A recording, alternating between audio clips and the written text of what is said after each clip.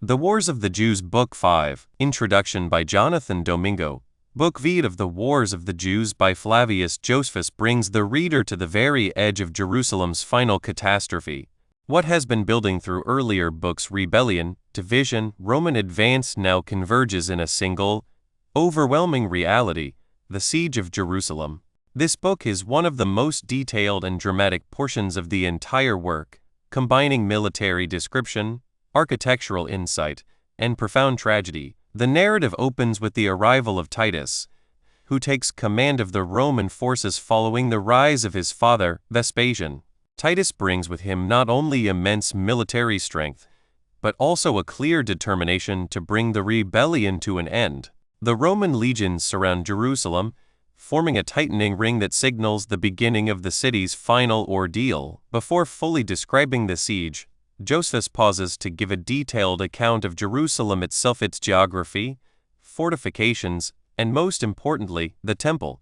He describes the city as strong, well-defended, and magnificent, emphasizing both its physical beauty and its spiritual significance.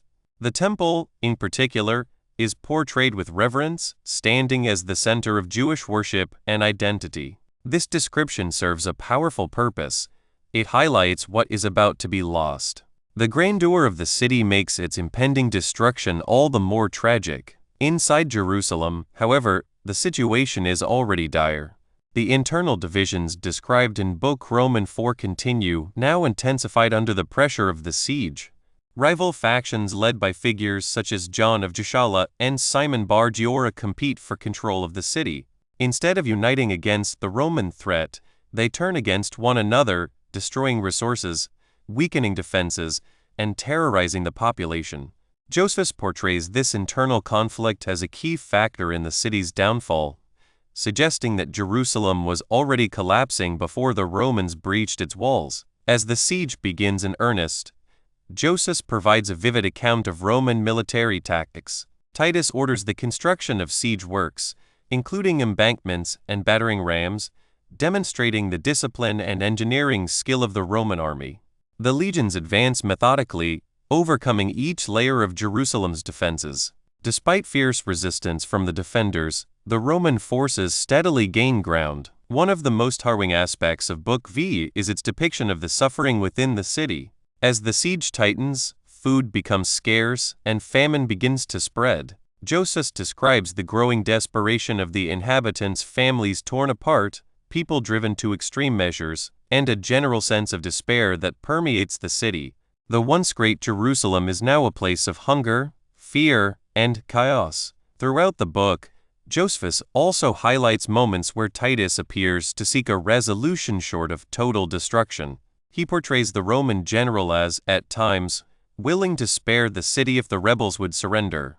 Whether this reflects historical reality or Josephus's attempt to present Titus in a favorable light is a matter of debate. Nevertheless, the offers of peace are rejected, and the conflict continues, driving the city closer to its inevitable fate.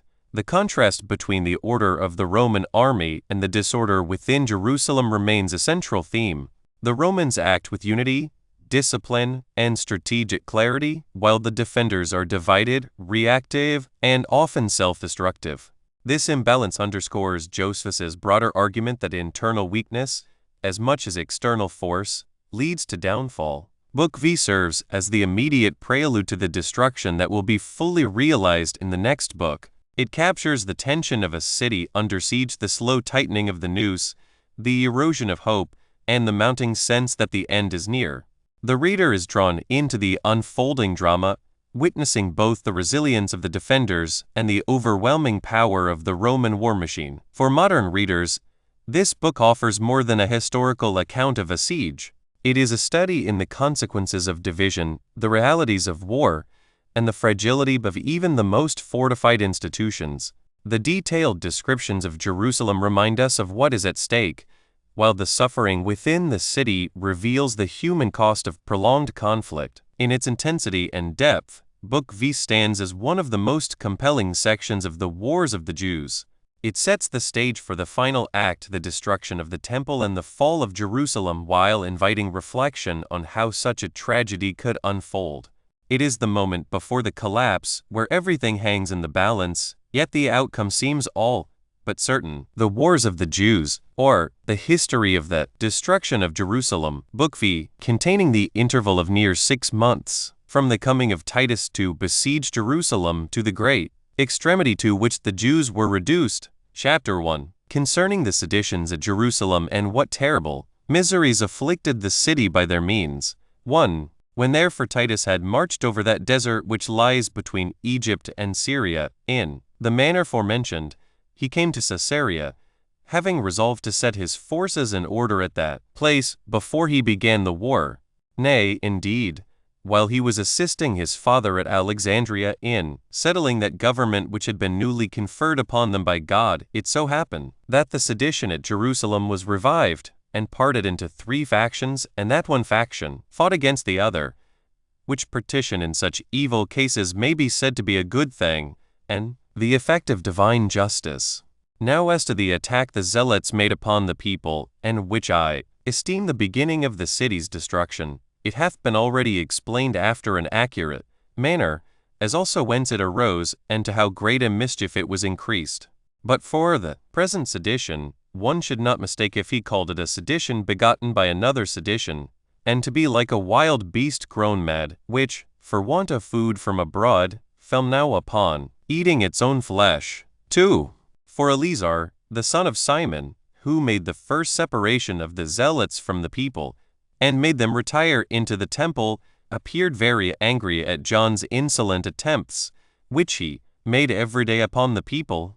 For this man never left off murdering, but the truth was that he could not bear to submit to a tyrant who set up after him. So he, being desirous of gaining the entire power and dominion to himself, revolted from John, and took to his assistance Judas the son of Chelcias and Simon the son of Ezron, who were among the men of greatest power. There was also with him Hezekiah, the son of Chobar, a person of eminence. Each of these were followed by a great many of the zealots. These seized upon the inner court of the temple one, and laid their arms upon the holy gates and over the holy fronts of that court. And because they had plenty of provisions, they were of good courage, for there was a great abundance of what was consecrated to sacred uses, and they scrupled not the making use of them.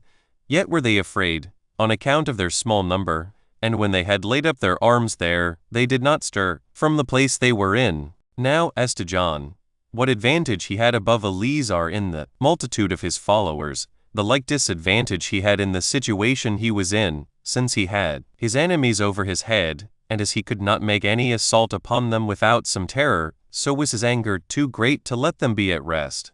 Nay, although he suffered more mischief from Eleazar and his party than he could inflict upon them, yet would he not leave off assaulting them, insomuch that there were continual sallies made one against another, as well as darts thrown at one another, and the temple was defiled everywhere with murders. 3. But now the tyrant Simon, the son of Joras, whom the people had invited in, out of the hopes they had of his assistance in the great distresses they were in, having in his power the upper city, and a great part of the lower, did now make more vehement assaults upon John and his party, because they were fought against from above also. Yet was he beneath their situation when he attacked them, as they were beneath the attacks of the others above them, whereby it came to pass that John did both receive and inflict great damage, and that easily, as he was fought against on both sides, and the same advantage that Eleazar and his party had over him, since he was beneath them, the same advantage had he, by his higher situation, over Simon, on which account he easily repelled the attacks that were made from beneath, by the weapons thrown from their hands only, but was obliged to repel those that threw their darts from the temple above him by his engines of war, for he had such engines as threw darts, and javelins, and stones, and that in no small number, by which he did not only defend himself from such as fought against him, but slew moreover many of the priests, as they were about their sacred ministrations. For notwithstanding these men were mad with all sorts of impiety, yet did they still admit those that desired to offer their sacrifices, although they took care to search the people of their own country beforehand, and both suspected and watched them, while they were not so much afraid of strangers, who, although they had gotten leave of them, how cruel soever they were to come into that court, were yet often destroyed by this sedition. For those darts that were thrown by the engines came with that force, that they went over all the buildings and reached as far as the altar and the temple itself, and fell upon the priests, and those too that were about the sacred offices, insomuch that many persons who came thither with great zeal from the ends of the earth, to offer sacrifices at this celebrated place, which was esteemed holy by all mankind, fell down before their own sacrifices themselves, and sprinkled that altar which was venerable among all men, both Greeks and barbarians, with their own blood, till the dead bodies of strangers were mingled together with those of their own country, and those of profane persons with those of the priests, and the blood of all sorts of dead carcasses stood in lakes in the holy courts themselves. And now, O most wretched city, what misery so great as this didst thou suffer from the Romans, when they came to purify thee from thy intestine hatred? For thou couldst be no longer a place fit for God, nor couldst thou long continue in being, after thou hadst been a sepulchre for the bodies of thy own people, and hadst made the holy house itself a burying place in this civil war of thine. Yet mayst thou again grow better, if perchance thou will hereafter appease the anger of that God who is the author of thy destruction. But I must restrain myself from these passions by the rules of history, since this is not a proper time for domestical lamentations, but for historical narrations. I therefore return to the operations that follow in this sedition. 3:4. And now there were 3 treacherous factions in the city, the one parted from the other. Eleazar and his party, that kept the sacred first fruits, came against John in their cups. Those that were with John plundered the populace, and went out with zeal against Simon. This Simon had his supply of provisions from the city, in opposition to the seditious. When therefore John was assaulted on both sides, he made his men turn about, throwing his darts upon those citizens that came up against him from the cloisters he had in his possession, while he opposed those that attacked him from the temple by his engines of war. And if at any time he was freed from those that were above him, which happened frequently from their being drunk and tired, he sallied out with a great number upon Simon and his party, and this he did always in such parts of the city as he could come at, till he set on fire those houses that were full of corn and of all other provisions. For the same thing was done by Simon, when, upon the others' retreat, he attacked the city also, as if they had, on purpose, done it to serve the Romans, by destroying what the city had laid up against the siege, and by thus cutting off the nerves of their own power. Accordingly, it so came to pass that all the places that were about the temple were burnt down, and were become an intermediate desert space, ready for fighting on both sides of it, and that almost all that corn was burnt, which would have been sufficient for a siege of many years. So they were taken by the means of the famine, which it was impossible they should have been, unless they had thus prepared the way for it by this procedure. 5. And now, as the city was engaged in a war on all sides from these treacherous crowds of wicked men, the people of the city, between them, were like a great body torn in pieces. The aged men and the women were in such distress by their internal calamities, that they wished for the Romans, and earnestly hoped for an external war, in order to their delivery from their domestical miseries. The citizens themselves were under a terrible consternation and fear, nor had they any opportunity of taking counsel and of changing their conduct, nor were there any hopes of coming to an agreement with their enemies, nor could such as had a mind flee away, for guards were set at all places, and the heads of the robbers, although they were seditious one against another in other respects, yet did they agree in killing those that were for peace with the Romans, or were suspected of an inclination to desert them, as their common enemies. They agreed in nothing but this, to kill those that were innocent. The noise also of those that were fighting was incessant, both by day and by night. But the lamentations of those that mourn exceeded the other, nor was there ever any occasion for them to leave off their lamentations, because their calamities came perpetually one upon another, although the deep consternation they were in prevented their outward wailing. But being constrained by their fear to conceal their inward passions they were inwardly tormented, without daring to open their lips in groans. Nor was any regard paid to those that were still alive, by their relations, nor was there any care taken of burial for those that were dead. The occasion of both which was this, that every one despaired of himself, for those that were not among the seditious had no great desires of anything, as, expecting for certain that they should very soon be destroyed. But for the seditious themselves, they fought against each other, while they trod upon the dead bodies as they lay heaped one upon another, and taking up a mad rage from those dead bodies that were under their feet, became the fiercer thereupon. They, moreover, were still inventing somewhat or other that was pernicious against themselves, and when they had resolved upon anything, they executed it without mercy, and omitted no method of torment or of barbarity. Nay, John abused the sacred materials, 5, and employed them in the construction of his engines of war. For the people and the priests had formerly determined to support the temple, and raise the holy house 20 cubits higher. For King Agrippa had at a very great expense, and with very great pains, brought thither such materials as were proper for that purpose, being pieces of timber very well worth seeing, both for their straightness and their largeness. But the war coming on, and interrupting work, John had them cut, and prepared for the building him towers, he finding them long enough to oppose from them those his adversaries that fought him from the temple that was above him. He also had them brought and erected behind the inner court over against the west end of the cloisters, where alone he could erect them, whereas the other sides of that court had so many steps as would not let them come nigh enough the cloisters. 6.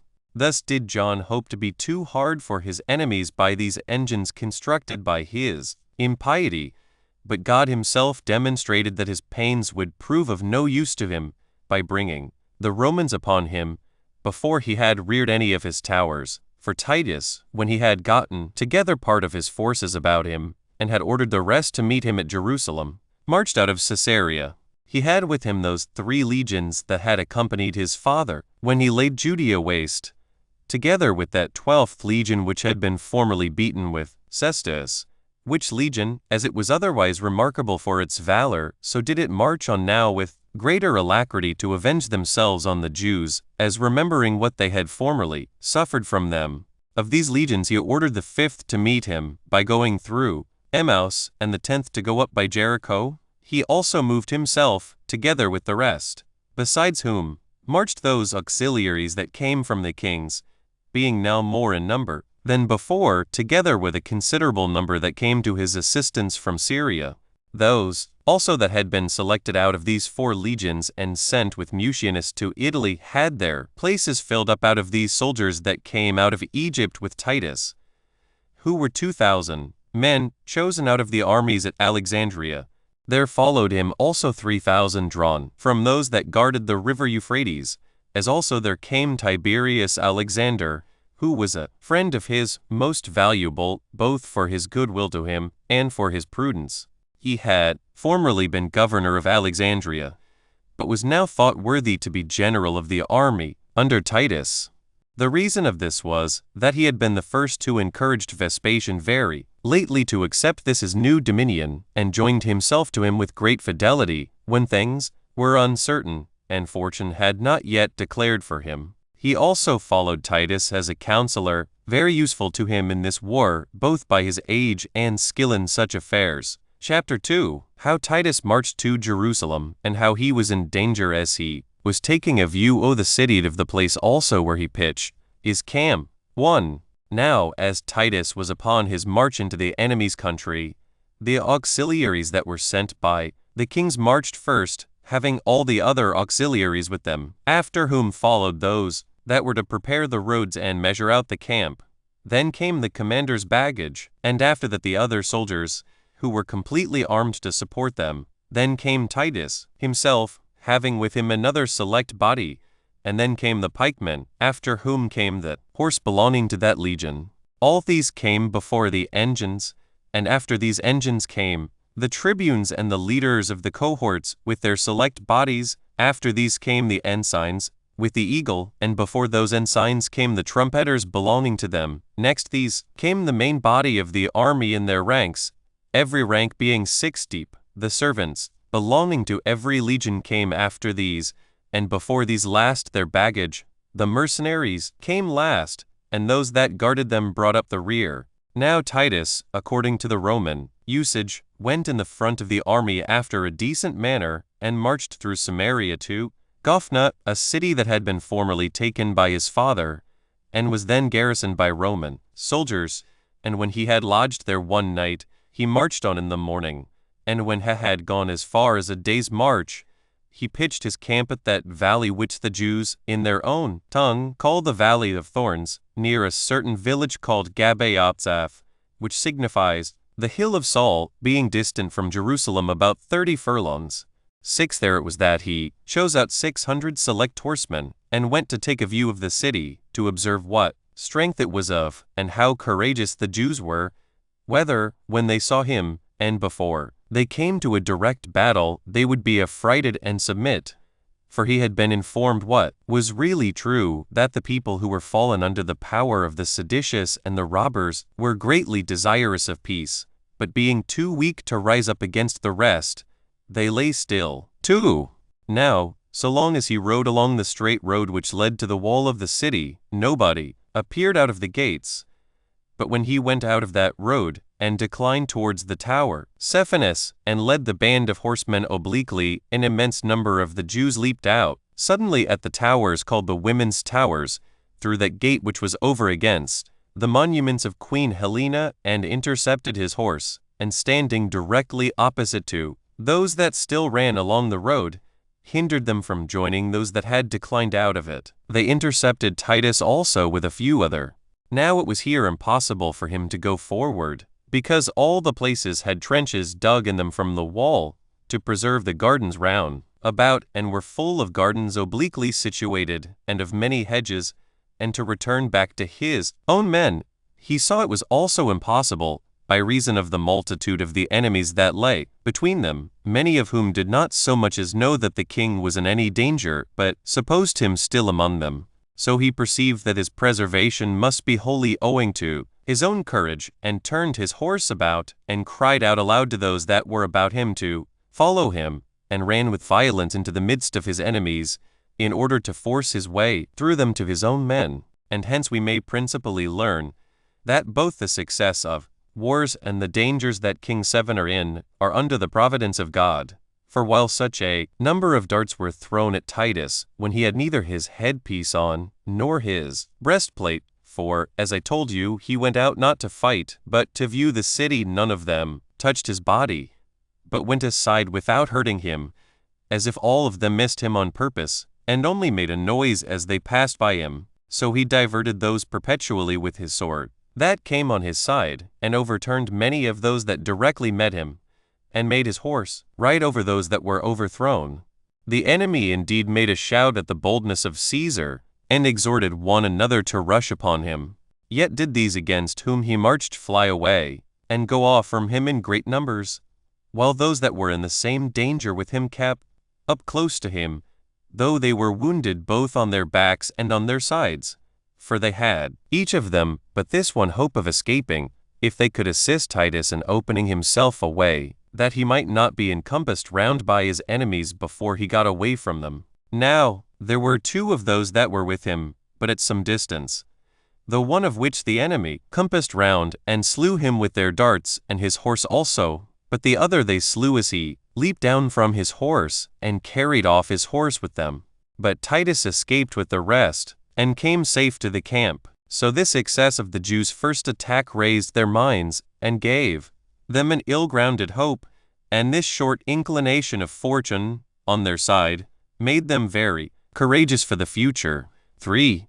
But now, as soon as that legion that had been at Amos was joined to Caesar at night, he removed thence when it was day, and came to a place called Soppus, from whence the city began already to be seen, and a plain view might be taken of the great temple.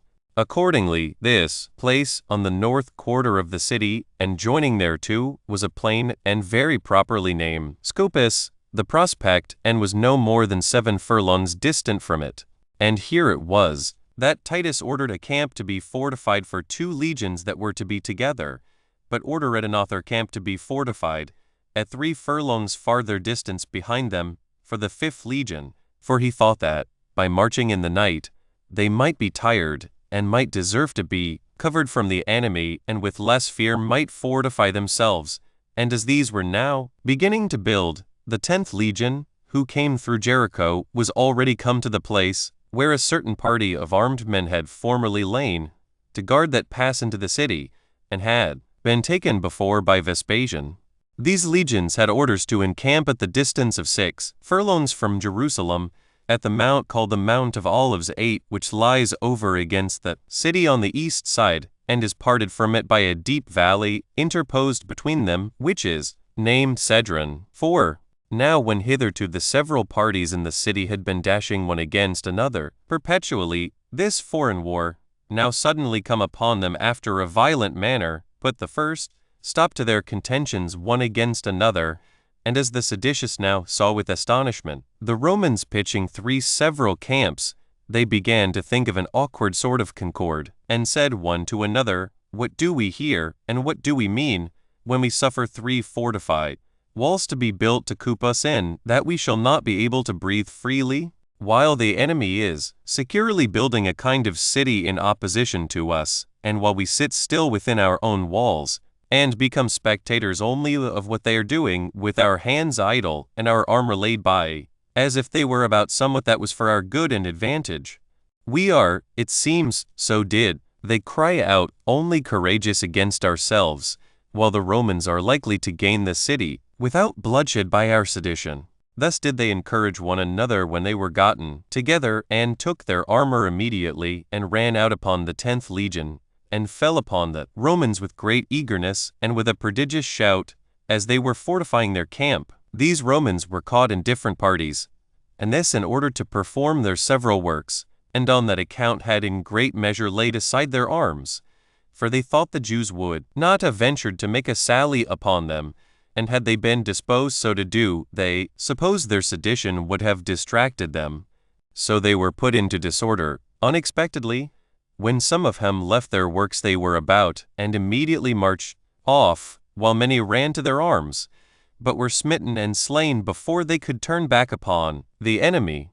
The Jews became still more and more in number, as encouraged by the good success of those that first made the attack, and while they had such good fortune, they seemed both to themselves and to the enemy to be many more than they really were. The disorderly way of their fighting at first put the Romans also to a stand, who had been constantly used to fight skillfully, in good order, and with keeping their ranks, and obeying the orders that were given them, for which reason the Romans were caught unexpectedly, and were obliged to give way to the assaults that were made upon them. Now when these Romans were overtaken, and turned back upon the Jews, they put a stop to their career, yet when they did not take care enough of themselves through the vehemency of their pursuit, they were wounded by them. But as still more and more Jews sallied out of the city, the Romans were at length brought into confusion, and put to fight, and ran away from their camp. Nay, things looked as though the entire legion would have been in danger, unless Titus had been informed of the case they were in, and had sent them succors immediately. So he reproached them for their cowardice, and brought those back that were running away, and fell himself upon the Jews on their flank, with those select troops that were with him, and slew a considerable number, and wounded more of them, and put them all to flight, and made them run away hastily down the valley. Now as these Jews suffered greatly in the declivity of the valley, so when they were gotten over it, they turned about, and stood over against the Romans, having the valley between them, and there fought with them. Thus did they continue the fight till noon. But when it was already a little after noon, Titus set those that came to the assistance of the Romans with him, and those that belonged to the cohorts, to prevent the Jews from making any more sallies, and then sent the rest of the legion to the upper part of the mountain, to fortify their camp. 5. This march of the Romans seemed to the Jews to be a flight, and as the watchman who was placed upon the wall gave a signal by shaking his garment, there came out a fresh multitude of Jews, and that with such mighty violence, that one might compare it to the running of the most terrible wild beasts. To say the truth, none of those that opposed them could sustain the fury with which they made their attacks, but as if they had been cast out of an engine, they brake that enemy's ranks to pieces, who were put to flight and ran away to the mountain, none but Titus himself and a few others with him, being left in the midst of the acclivity.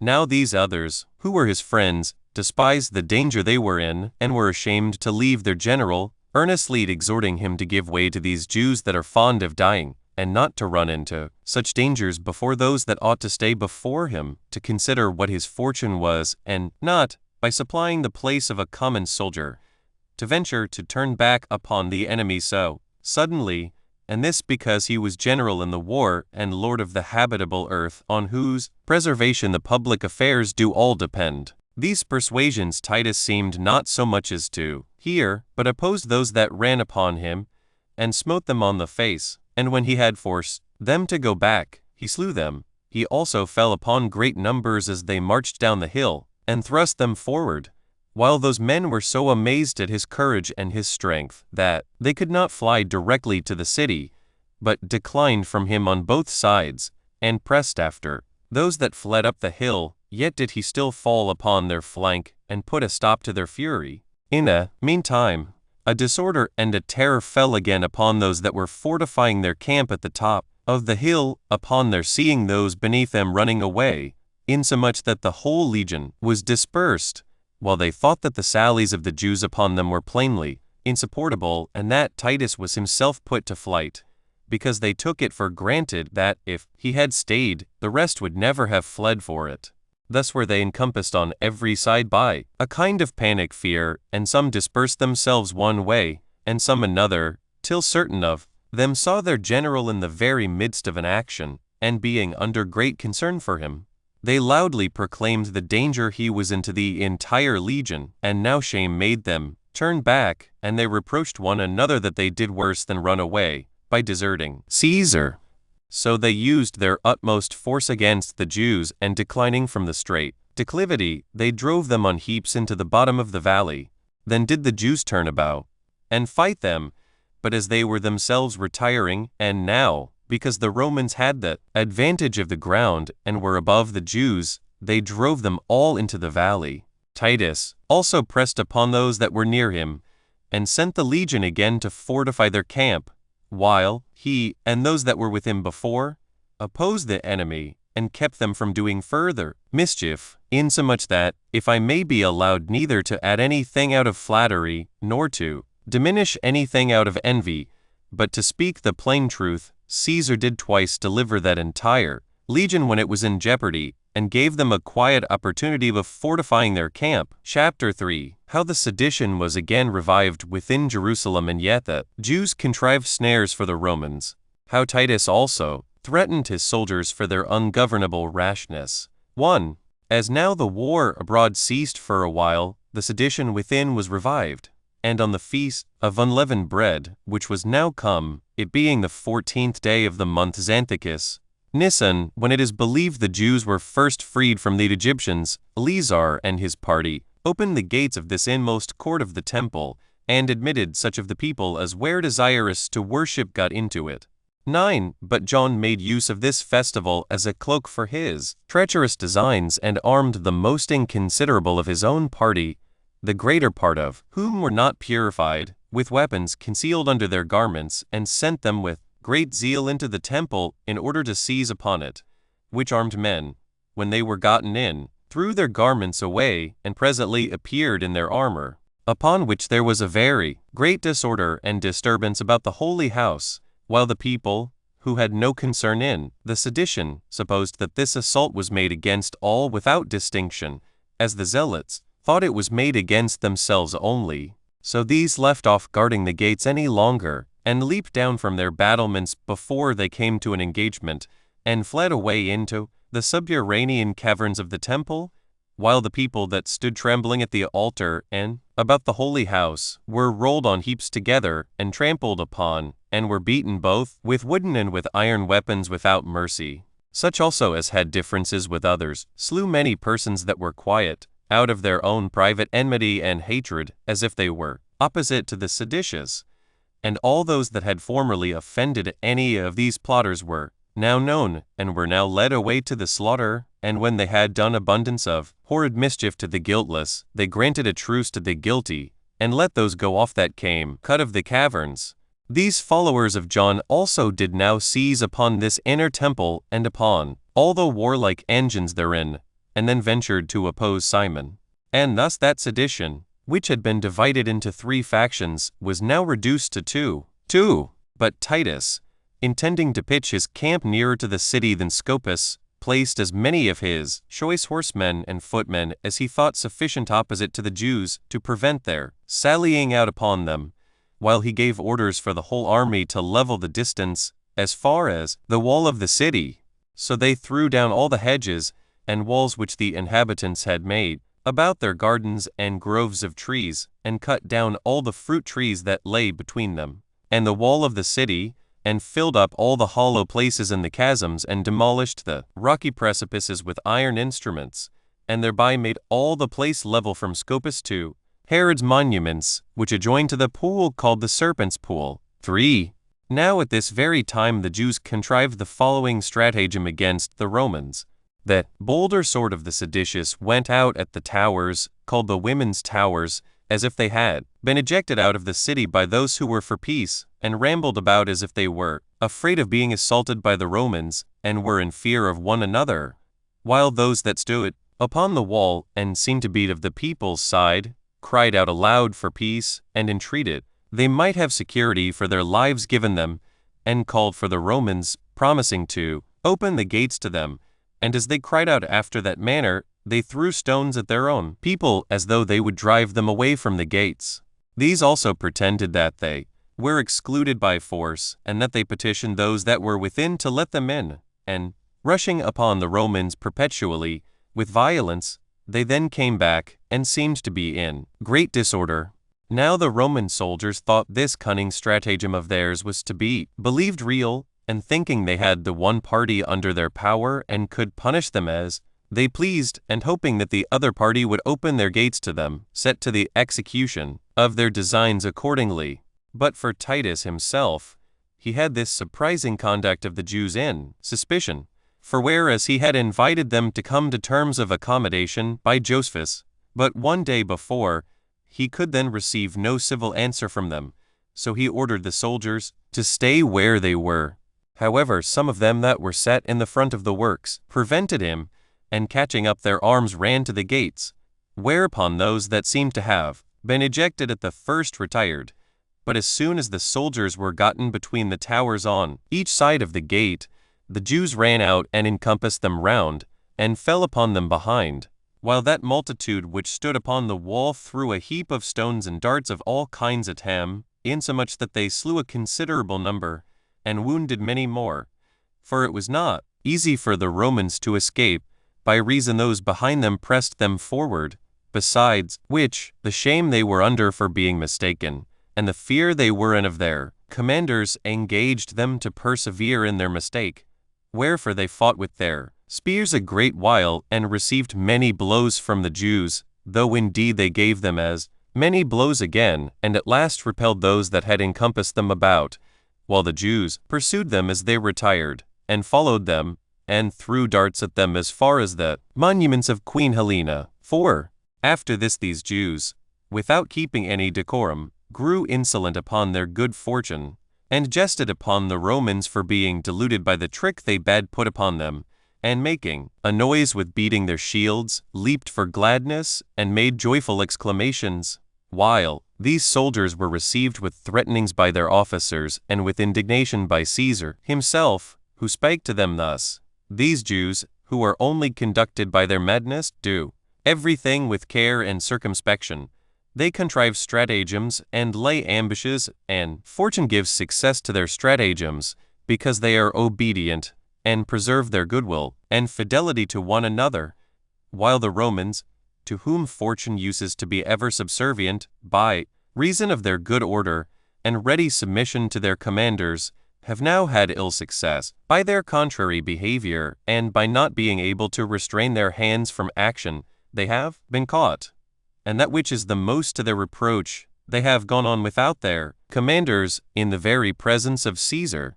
Truly, says Titus, the laws of war cannot but groan heavily, as will my father also himself, when he shall be informed of this wound that hath been given us, since he who is grown old in wars did never make so great a mistake. Our laws of war do also ever inflict capital punishment on those that in the least break into good order, while at this time they have seen an entire army run into disorder. However, those that have been so insolent shall be made immediately sensible that even they who conquer among the Romans without orders for fighting are to be under disgrace.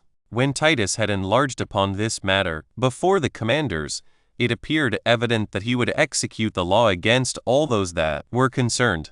So these soldiers' minds sunk down in despair, as expecting to be put to death, and that justly and quickly. However, the other legions came round about Titus, and entreated his favor to these their fellow soldiers, and made supplication to him, that he would pardon the rashness of a few, on account of the better obedience of all the rest, and promised for them that they should make amends for their present fault, by their more virtuous behavior for the time to come. 5. So Caesar complied with their desires, and with what prudence dictated to him also, for he esteemed it fit to punish single persons by real executions, but that the punishment of great multitudes should proceed no further than reproofs. So he was reconciled to the soldiers, but gave them a special charge to act more wisely for the future, and he considered with himself how he might be even with the Jews for their stratagem. And now when the space between the Romans and the wall had been leveled, which was done in 4 days, and as he was desirous to bring the baggage of the army, with the rest of the multitude that followed him, safely to the camp, he set the strongest part of his army over against that wall which lay on the north quarter of the city, and over against the western part of it, and made his army 7 deep, with the foot men placed before them, and the horsemen behind them, each of the last in 3 ranks, whilst the archers stood in the midst in 7 ranks. And now as the Jews were prohibited, by so great a body of men, from making sallies upon the Romans, both the beasts that bear the burdens and belong to the 3 legions and the rest of the multitude, marched on without any fear. But as for Titus himself, he was but about 2 furlongs distant from the wall, at that part of it where was the corner 10 and over against that tower which was called Cephanus, at which tower the compass of the wall belonging to the north bended, and extended itself over against the west. But the other part of the army fortified itself at the tower called Hippicus, and was distant, in like manner, by 2 furlongs from the city. However, the 10th legion continued in its own place, upon the Mount of Olives. Chapter 4. The description of Jerusalem. 1. The city of Jerusalem was fortified with 3 walls, on such parts as were not encompassed, with unpassable valleys, for in such places it had but 1 wall. The city was built upon 2 hills, which are opposite to one another, and have a valley to divide them asunder, at which valley the corresponding rows of houses on both hills end. Of these hills, that which contains the upper city is much higher, and in length more direct. Accordingly, it was called the Citadel, by King David. He was the father of that Solomon who built this temple at the first, but it is by us called the upper marketplace. But the other hill, which was called a crat, and sustains the lower city, is of the shape of a moon when she is horned. Over against this there was a 3rd hill, but naturally lower than a crat, and parted formerly from the other by a broad valley. However, in those times when the Asamoneans reigned, they filled up that valley with earth, and had a mind to join the city to the temple. They then took off part of the height of a crat, and reduced it to be of less elevation than it was before, that the temple might be superior to it. Now the valley of the cheesemongers, as it was called, and was that which we told you before distinguished that hill of the upper city from that of the lower, extended as far as Siloam, for that is the name of a fountain which hath sweet water in it, and this in great plenty also. But on the outsides these hills are surrounded by deep valleys, and by reason of the precipices to them belonging on both sides they are everywhere unpassable. 2. Now of these 3 walls, the old one was hard to be taken, both by reason of the valleys, and of that hill on which it was built, and which was above them. But besides that great advantage, as to the place where they were situated, it was also built very strong, because David and Solomon and the following kings were very zealous about this work. Now that wall began on the north at the tower called Hippicus and extended as far as the Xystus, a place so called, and then, joining to the council house, ended at the west cloister of the temple. But if we go the other way westward, it began at the same place and extended through a place called Bethso to the gate of the Essens, and after that it went southward, having its bending above the fountain, Siloam, where it also bends again towards the east at Solomon's pool, and reaches as far as a certain place which they called Ophelas, where it was joined to the eastern cloister of the temple. The second wall took its beginning from that gate which they called Geneth, which belonged to the first wall. It only encompassed the northern quarter of the city, and reached as far as the tower Antonia.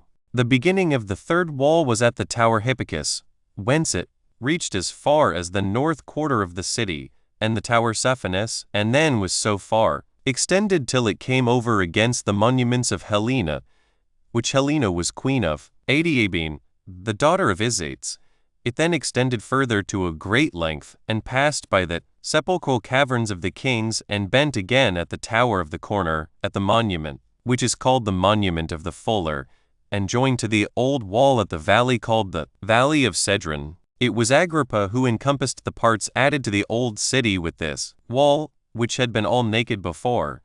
For as the city grew more populous, it gradually crept beyond its old limits, and those parts of it that stood northward of the temple, and joined that hill to the city, made it considerably larger, and occasioned that hill, which is in number the fourth and is called Bezetha, to be inhabited also. It lies over against the tower Antonia, but is divided from it by a deep valley, which was dug on purpose, and that in order to hinder the foundations of the tower of Antonia from joining to this hill, and thereby affording an opportunity for getting to it with ease, and hindering the security that arose from its superior elevation, for which reason also that depth of the ditch made the elevation of the towers more remarkable. This new-built part of the city was called Bezetha in our language, which, if interpreted in the Grecian language, may be called the New City. Since, therefore, its inhabitants stood in need of a covering, the father of the present king, and of the same name, with him, Agrippa, began that wall we spoke of. But he left off building it when he had only laid the foundations, out of the fear he was in of Claudius Caesar, lest he should suspect that so strong a wall was built in order to make some innovation in public affairs. For the city could no way have been taken if that wall had been finished in the manner it was begun, as its parts were connected together by stones 20 cubits long and 10 cubits broad, which could never have been either easily undermined by any iron tools or shaken by any engines. The wall was, however, 10 cubits wide, and it would probably have had a height greater than that had not his zeal who began it been hindered from exerting itself.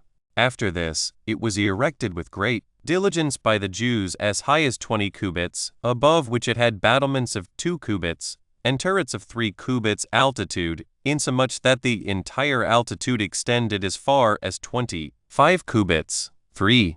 Now the towers that were upon it were 20 cubits in breadth, and 20 cubits in height. They were square and solid, as was the wall itself, wherein the niceness of the joints and the beauty of the stones were no way inferior to those of the holy house itself. Above this solid altitude of the towers, which was 20 cubits, there were rooms of great magnificence, and over them upper rooms and cisterns to receive rain water. They were many in number, and the steps by which you ascended up to them were every one broad. Of these towers then the third wall had 90, and the spaces between them were each 200 cubits. But in the middle wall were 40 towers, and the old wall was parted into 60, while the whole compass of the city was 33 furlongs. Now the third wall was all of it wonderful, yet was the tower Cephanus elevated above it at the northwest corner, and there Titus pitched his own tent. For, being 70 cubits high, it both afforded a prospect of Arabia at sunrising, as well as it did of the utmost limits of the Hebrew possessions at the sea westward. Moreover, it was an octagon, and over against it was the tower Hipplicus, and hard by 2 others were erected by King Herod, in the old wall. These were for largeness, beauty, and strength beyond all that were in the habitable earth. For besides the magnanimity of his nature and his magnificence towards the city, on other occasions he built these after such an extraordinary manner to gratify his own private affections, and dedicated these towers to the memory of those three persons who had been the dearest to him, and from whom he named them. They were his brother, his friend, and his wife. This wife he had slain out of his love and jealousy, as we have already related. The other two he lost in war as they were courageously fighting. Hippicus, so named from his friend, was square. Its length and breadth were each 25 cubits, and its height 30, and it had no vacuity in it. Over this solid building, which was composed of great stones united together, there was a reservoir 20 cubits deep, over which there was a house of 2 stories, whose height was 25 cubits, and divided into several parts, over which were battlements of 2 cubits, and turrets all round of 3 cubits high, insomuch that the entire height added together amounted to 80 cubits. The second tower, which he named from his brother Phasaelus, had its breadth and its height equal, each of them 40 cubits, over which was its solid height of 40 cubits, over which a cloister went round about, whose height was 10 cubits, and it was covered from enemies by breastworks and bulwarks. There was also built over that cloister another tower, parted into magnificent rooms, and a place for bathing, so that this tower wanted nothing that might make it appear to be a royal palace. It was also adorned with battlements and turrets, more than was the foregoing, and the entire altitude was about 90 cubits. The appearance of it resembled the tower of Pharos, which exhibited a fire to such as sailed to Alexandria, but was much larger than it in compass. This was now converted to a house, wherein Simon exercised his tyrannical authority. The third tower was Mariamne, for that was his queen's name. It was solid as high as 20 cubits. Its breadth and its length were 20 cubits, and were equal to each other. Its upper buildings were more magnificent, and had greater variety than the other towers had. For the king thought it most proper for him to adorn that which was denominated from his wife better than those denominated from men, as those were built stronger than this that bore his wife's name. The entire height of this tower was 50 cubits. 4.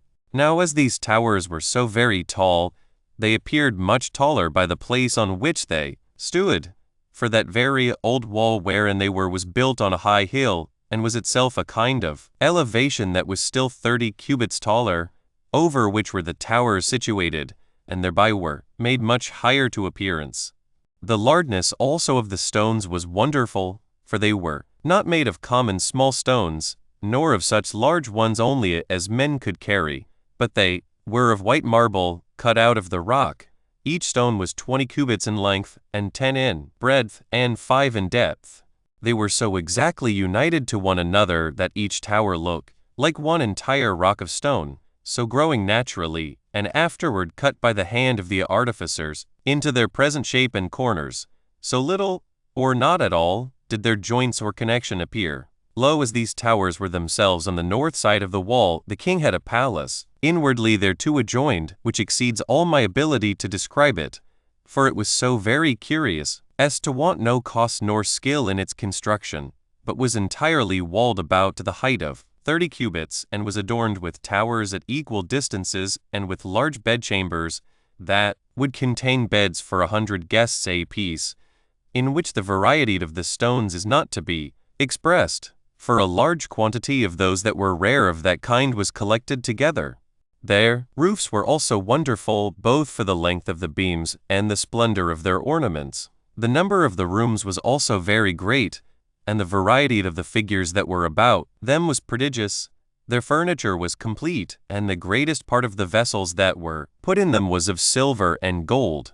There were besides many porticos, one beyond another, round about, and in each of those porticos curious pillars, yet were all the courts that were exposed to the air everywhere green. There were, moreover, several groves of trees, and long walks through them, with deep canals and cisterns, that in several parts were filled with brazen statues through which the water ran out. There were withal many dovecotes 11 of tame pigeons about the canals.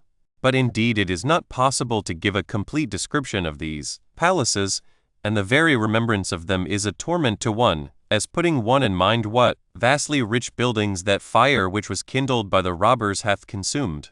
For these were not burnt by the Romans, but by these internal plotters, as we have already related, in the beginning of their rebellion.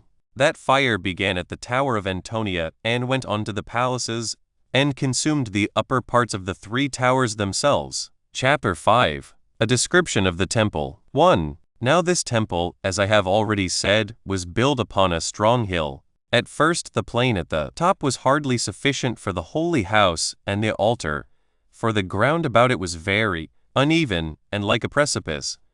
But when King Solomon, who was the person that built the temple, had built a wall to it on its east side, there was then added 1 cloister founded on a bank cast up for it, and on the other parts the holy house stood naked. But in future ages the people added new banks, 12, and the hill became a larger plain. They then broke down the wall on the north side, and took in as much as sufficed afterward for the compass of the entire temple. And when they had built walls on 3 sides of the temple round about, from the bottom of the hill, and had performed a work that was greater than could be hoped for, in which work long ages were spent by them, as well as all their sacred treasures were exhausted, which were still replenished by those tributes which were sent to God from the whole habitable earth, they then encompassed their upper courts with cloisters, as well as they afterward did the lowest court of the temple. The lowest part of this was erected to the height of 300 cubits, and in some places more. Yet did not the entire depth of the foundations appear, for they brought earth, and filled up the valleys, as being desirous to make them on a level with the narrow streets of the city, wherein they made use of stones of 40 cubits in magnitude, for the great plenty of money they then had, and the liberality of the people, made this attempt of theirs to succeed to an incredible degree, and what could not be so much as hoped for as ever to be accomplished, was, by perseverance and length of time, brought to perfection. 2. Now for the works that were above these foundations, these were not unworthy of such foundations, for all the cloisters were double, and the pillars to them belonging were 25 cubits in height, and supported the cloisters. These pillars were of 1 entire stone each of them, and that stone was white marble, and the roofs were adorned with cedar, curiously graven. The natural magnificence and excellent polish, and the harmony of the joints in these cloisters, afforded a prospect that was very remarkable, nor was it on the outside adorned with any work of the painter or engraver. The cloisters of the outmost court were in breadth 30 cubits, while the entire compass of it was by measure 6 furlongs, including the Tower of Antonia. Those entire courts that were exposed to the air were laid with stones of all sorts. When you go through these first cloisters, unto the second court of the temple, there was a partition made of stone all round, whose height was 3 cubits. Its construction was very elegant. Upon it stood pillars at equal distances from one another, declaring the law of purity, some in Greek, and some in Roman letters, that no foreigner should go within that sanctuary. For that second court of the temple was called the sanctuary, and was ascended to by 14 steps from the first court. This court was foursquare, and had a wall about it peculiar to itself. The height of its buildings, although it were on the outside 40 cubits, 13 was hidden by the steps, and on the inside that height was but 25 cubits. For it being built over against a higher part of the hill with steps, it was no further to be entirely discerned within, being covered by the hill itself. Beyond these 13 steps there was the distance of 10 cubits. This was all plain, whence there were other steps, each of 5 cubits apiece, that led to the gates, which gates on the north and south sides were 8, on each of those sides 4, and of necessity 2 on the east. For since there was a partition built for the women on that side, as the proper place wherein they were to worship, there was a necessity for a second gate for them. This gate was cut out of its wall over against the first gate. There was also on the other sides 1 southern and 1 northern gate, through which was a passage into the court of the women. For as to the other gates, the women were not allowed to pass through them, nor when they went through their own gate could they go beyond their own wall. This place was allotted to the women of our own country and of other countries, provided they were of the same nation, and that equally. The western part of this court had no gate at all, but the wall was built entire on that side. But then the cloisters which were betwixt the gates extended from the wall inward, before the chambers, for they were supported by very fine and large pillars.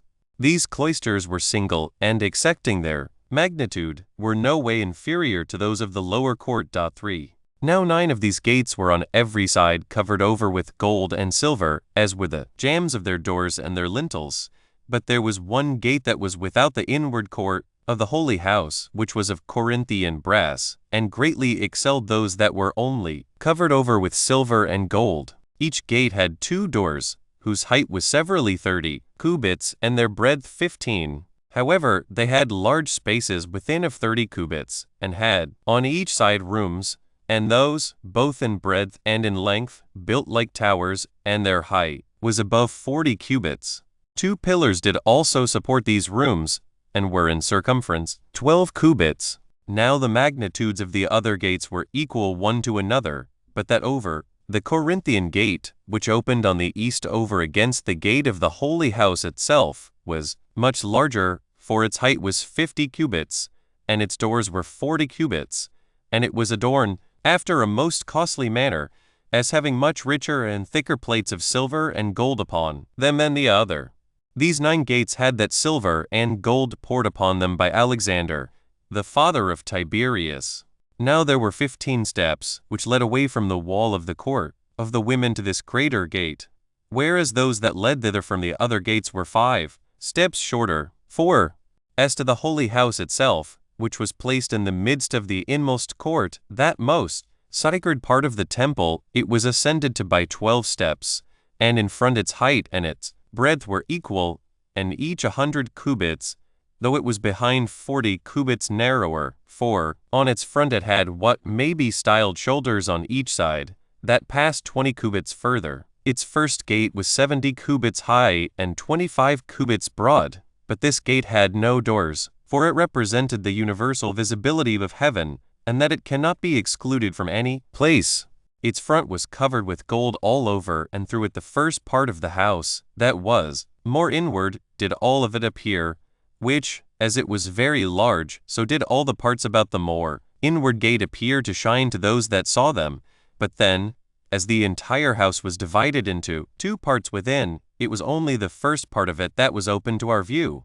Its height extended all along to 90 cubits in height, and its length was 50 cubits, and its breadth 20. But that gate which was at this end of the first part of the house was, as we have already observed, all over covered with gold, as was its whole wall about it. It had also golden vines above it, from which clusters of grapes hung as tall as a man's height.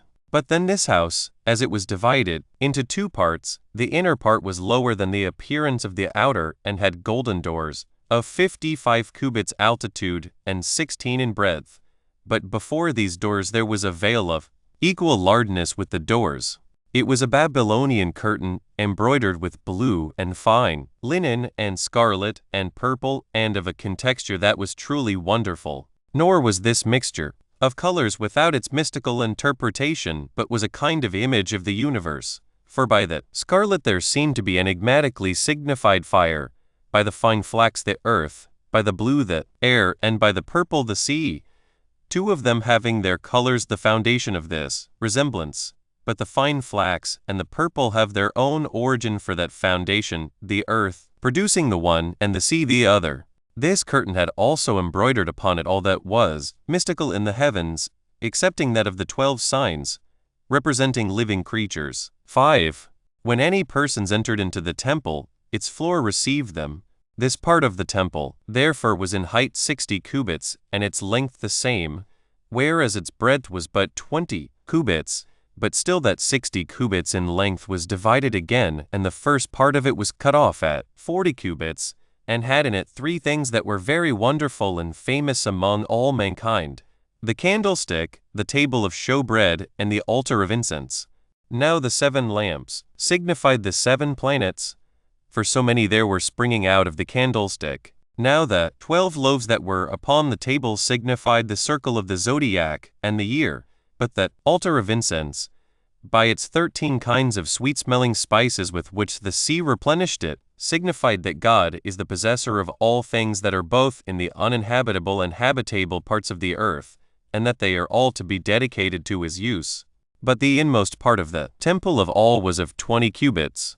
This was also separated from the outer part by a veil. In this, there was nothing at all. It was inaccessible and inviolable and not to be seen by any, and was called the Holy of Holies.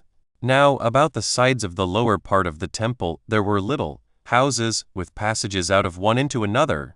There were a great many of them, and they were of 3 stories high. There were also entrances on each side into them from the gate of the temple, but the superior part of the temple had no such little houses any further, because the temple was there narrower and 40 cubits higher, and of a smaller body than the lower parts of it. Thus we collect that the whole height, including the 60 cubits from the floor, amounted to 100 cubits. 6. Now the outward face of the temple and its front wanted nothing that was likely to surprise either men's minds or their eyes, for it was covered all over with plates of gold of great weight, and, at the first rising of the sun, reflected back a very fiery splendor, and made those who forced themselves to look upon it to turn their eyes away, just as they would have done at the sun's own rays. But this temple appeared to strangers, when they were coming to it at a distance, like a mountain covered with snow, for as to those parts of it that were not gilt, they were exceeding white. On its top it had spikes with sharp points, to prevent any pollution of it by birds sitting upon it. Of its stones, some of them were 45 cubits in length, 5 in height, and 6 in breadth. Before this temple stood the altar, 15 cubits high and equal both in length and breadth, each of which dimensions was 50 cubits. The figure it was built in was a square, and it had corners like horns, and the passage up to it was by an insensible acclivity. It was formed without any iron tool, nor did any such iron tool so much as touch it at any time. There was also a wall of partition, about a cubit in height, made of fine stones, and so as to be grateful to the sight. This encompassed the holy house and the altar, and kept the people that were on the outside off from the priests. Moreover, those that had the gonorrhea and the leprosy were excluded out of the city entirely.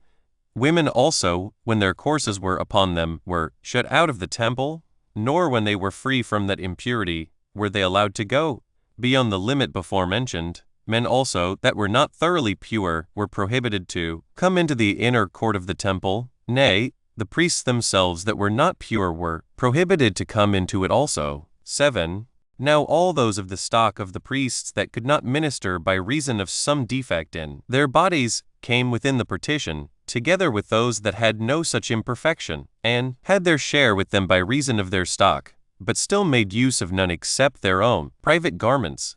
For nobody but he that officiated had on his sacred garments. But then those priests that were without any blemish upon them went up to the altar clothed in fine linen. They abstained chiefly from wine, out of this fear, lest otherwise they should transgress some rules of their ministration. The high priest did also go up with them, not always indeed, but on the 7th days and new moons, and if any festivals belonging to our nation, which we celebrate every year, happened. When he officiated, he had on a pair of breeches that reached beneath his privy parts to his thighs, and had on an inner garment of linen, together with a blue garment, round, without seam, with fringe work, and reaching to the feet. There were also golden bells that hung upon the fringes, and pomegranates intermixed among them.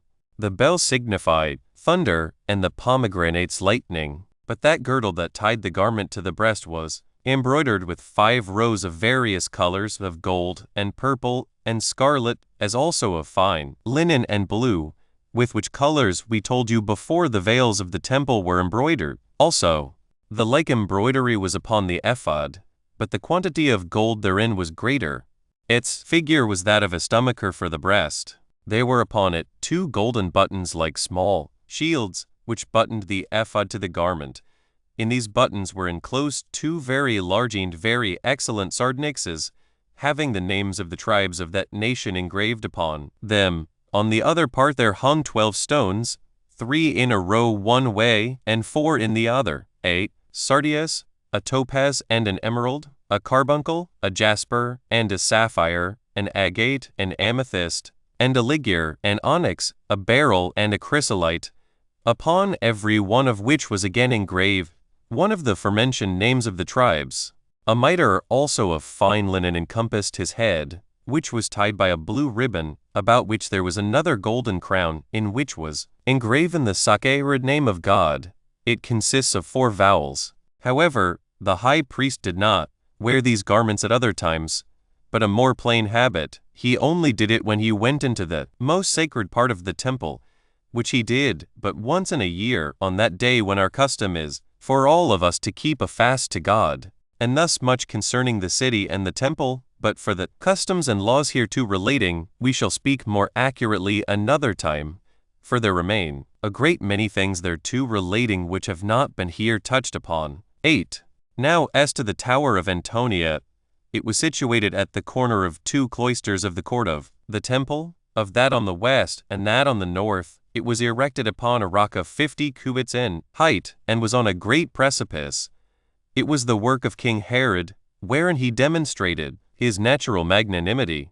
In the first place, the rock itself was covered over with smooth pieces of stone from its foundation, both for ornament, and that any one who would either try to get up or to go down it might not be able to hold his feet upon it. Next to this, and before you come to the edifice of the tower itself, there was a wall 3 cubits high, but within that wall all the space of the Tower of Antonia itself was built upon to the height of 40 cubits.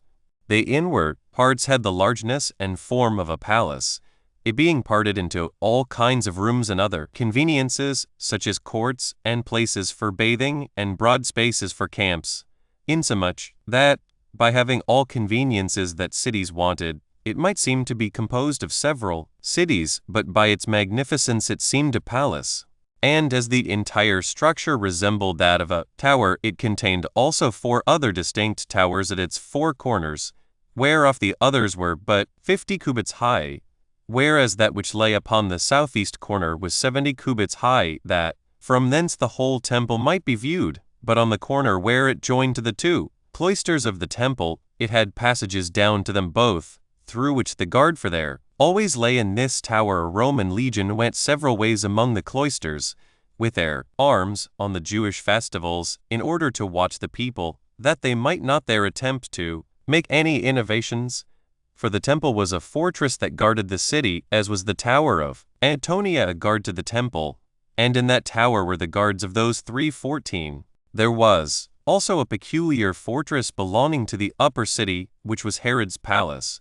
But for the hill, Bezetha, it was divided from the Tower Antonia, as we have already told you, and as that hill on which the Tower of Antonia stood was the highest of these 3, so did it adjoin to the new city, and was the only place that hindered the sight of the temple on the north. And this shall suffice at present to have spoken about the city and the walls about it, because I have proposed to myself to make a more accurate description of it elsewhere. Chapter 6. Concerning the tyrants Simon and John, how also as Titus was going round the wall of this city, Nicanor was wounded by a dart, which accident provokes Titus to press on the siege. 1. Now the warlike men that were in the city, and the multitude of the seditious that were with Simon, were 10,000, besides the Idumeans. Those 10,000 had 50 commanders, over whom this Simon was supreme. The Idumeans that paid him homage were 5,000 and had 8 commanders, among whom those of greatest fame were Jacob the son of Soses, and Simon the son of Cathlus. Chater, who had seized upon the temple, had 6,000 armed men under 20 commanders. The Zealots also that had come over to him, and left off their opposition, were 2,400, and had the same commander that they had formerly, Eleazar, together with Simon the son of Aranus. Now, while these factions fought one against another, the people were their prey on both sides, as we have said already, and that part of the people who would not join with them in their wicked practices were plundered by both factions. Simon held the upper city and the great wall as far as Cedron, and as much of the old wall as bent from Siloam to the east, and which went down to the palace of Monobazus, who was king of the Adiabni beyond Euphrates. He also held that fountain, and the Acrat, which was no other than the lower city. He also held all that reached to the palace of Queen Helena, the mother of Monobazus. But John held the temple and the parts thereto adjoining, for a great way, as also Ophla and the valley called the Valley of Cedron, and when the parts that were interposed between their possessions were burnt by them, they left a space wherein they might fight with each other.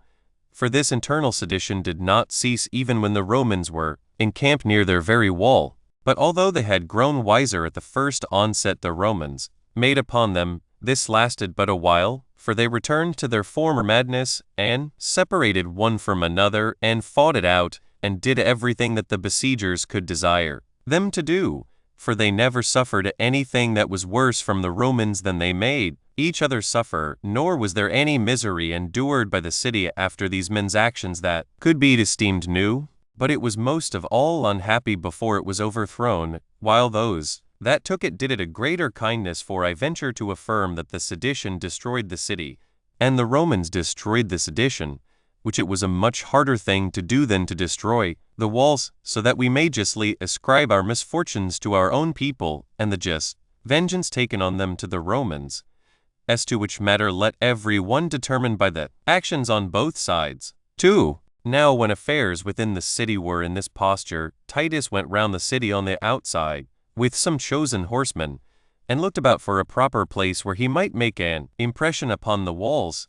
But as he was in doubt where he could possibly make an attack on any side, for the place was no way accessible where the valleys were, and on the other side the first wall appeared too strong to be shaken by the engines, he thereupon thought it best to make his assault upon the monument of John the high priest.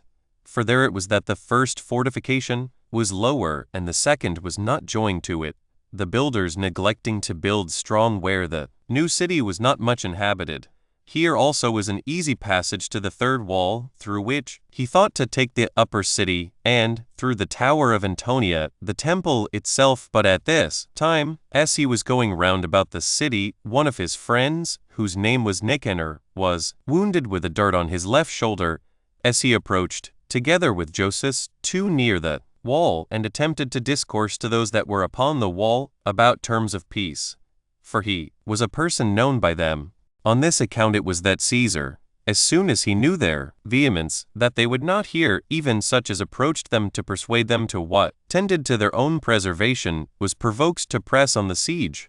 He also at the same time gave his soldiers leave to set the suburbs on fire, and ordered that they should bring timber together and raise banks against the city.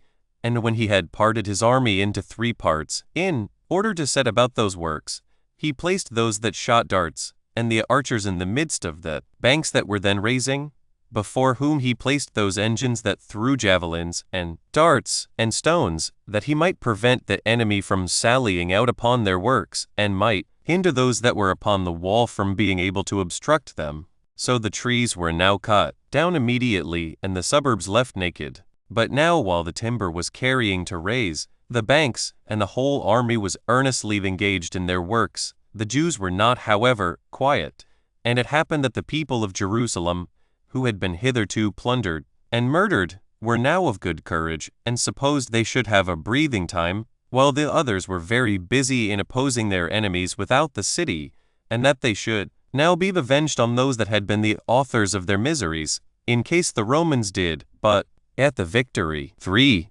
However, John stayed behind, out of his fear of Simon, even while his own men were earnest in making a sally upon their enemies without. Yet did not Simon lie still, for he lay near the place of the siege. He brought his engines of war, and disposed of them at due distances upon the wall, both those which they took from Cestus formerly, and those which they got when they seized the garrison that lay in the tower Antonia. But though they had these engines in their possession, they had so little skill in using them, that they were in great measure useless to them.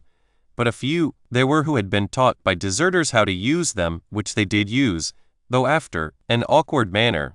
So they cast stones and arrows at those that were making the banks. They also ran out upon them by companies, and fought with them. Now those that were at work covered themselves with hurdles spread over their banks, and their engines were opposed to them when they made their excursions.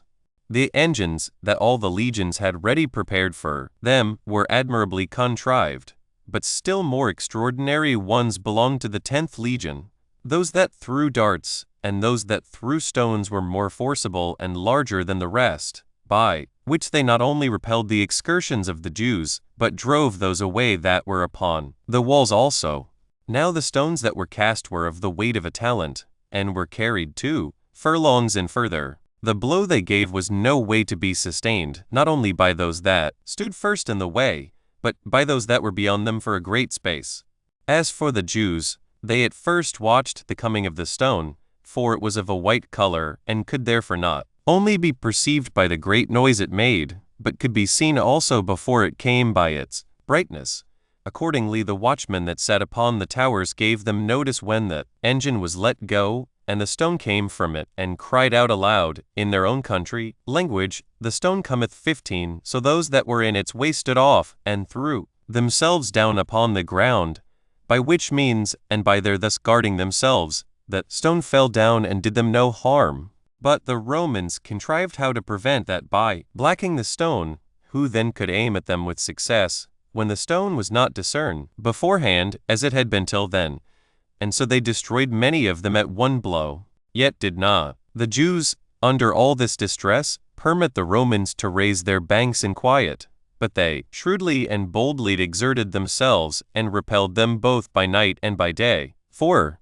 And now, upon the finishing the Roman works, the workmen measured the distance there was from the wall, and this by lead and a line, which they threw to it from their banks, for they could not measure it any otherwise, because the Jews would shoot at them if they came to measure it themselves. And when they found that the engines could reach the wall, they brought them thither.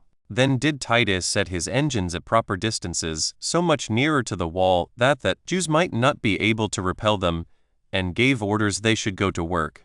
And when thereupon a prodigious noise echoed round about from 3 places, and that on the sudden there was a great noise made by the citizens that were within the city, and no less a terror fell upon the seditious themselves, whereupon both sorts, seeing the common danger they were in, contrive to make a like defense. So those of different factions cried out one to another that they acted entirely as in concert with their enemies, whereas they ought, however, notwithstanding God did not grant them a lasting concord in their present circumstances, to lay aside their enmities one against another, and to unite together against the Romans. Accordingly, Simon gave those that came from the temple leave, by proclamation, to go upon the wall. John also himself, though he could not believe Simon was in earnest, gave them the same leave. So on both sides they laid aside their hatred and their peculiar quarrels, and formed themselves into one body. They then ran round the walls, and having a vast number of torches with them, they threw them at the machines, and shot darts perpetually upon those that impelled those engines which battered the wall. Nay, the bolder sort leaped out by troops upon the hurdles that covered the machines, and pulled them to pieces, and fell upon those that belonged to them, and beat them, not so much by any skill they had, as principally by the boldness of their attacks. However, Titus himself still sent assistance to those that were the hardest set, and placed both horsemen and archers on the several sides of the engines, and thereby beat off those that brought the fire to them. He also thereby repelled those that shot stones or darts from the towers, and then set the engines to work in good earnest. Yet did not the wall yield to these blows, excepting where the battering ram of the 15th legion moved the corner of a tower, while the wall itself continued unhurt.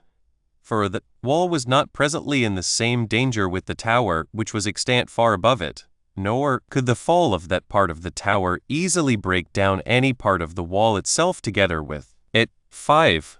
And now the Jews intermitted their sallies for a while, but when they observed the Romans, dispersed all abroad at their works, and in their several camps, for they thought the Jews had retired out of weariness and fear, they all at once made a sally at the tower Hippicus, through an obscure gate, and at the same time brought fire to burn the works, and went boldly up to the Romans and to their very fortifications themselves, where, at the cry they made, those that were near them came presently to their assistance, and those farther off came running after them, and here the boldness of the Jews was too hard for the good order of the Romans.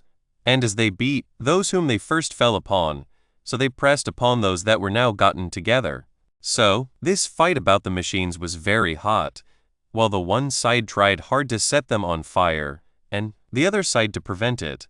On both sides there was a confused cry made, and many of those in the forefront of the battle were slain. However, the Jews were now too hard for the Romans by the furious assaults they made like madmen, and the fire caught hold of the works, and both all those works and the engines themselves had been in danger of being burnt, had not many of these select soldiers that came from Alexandria opposed themselves to prevent it.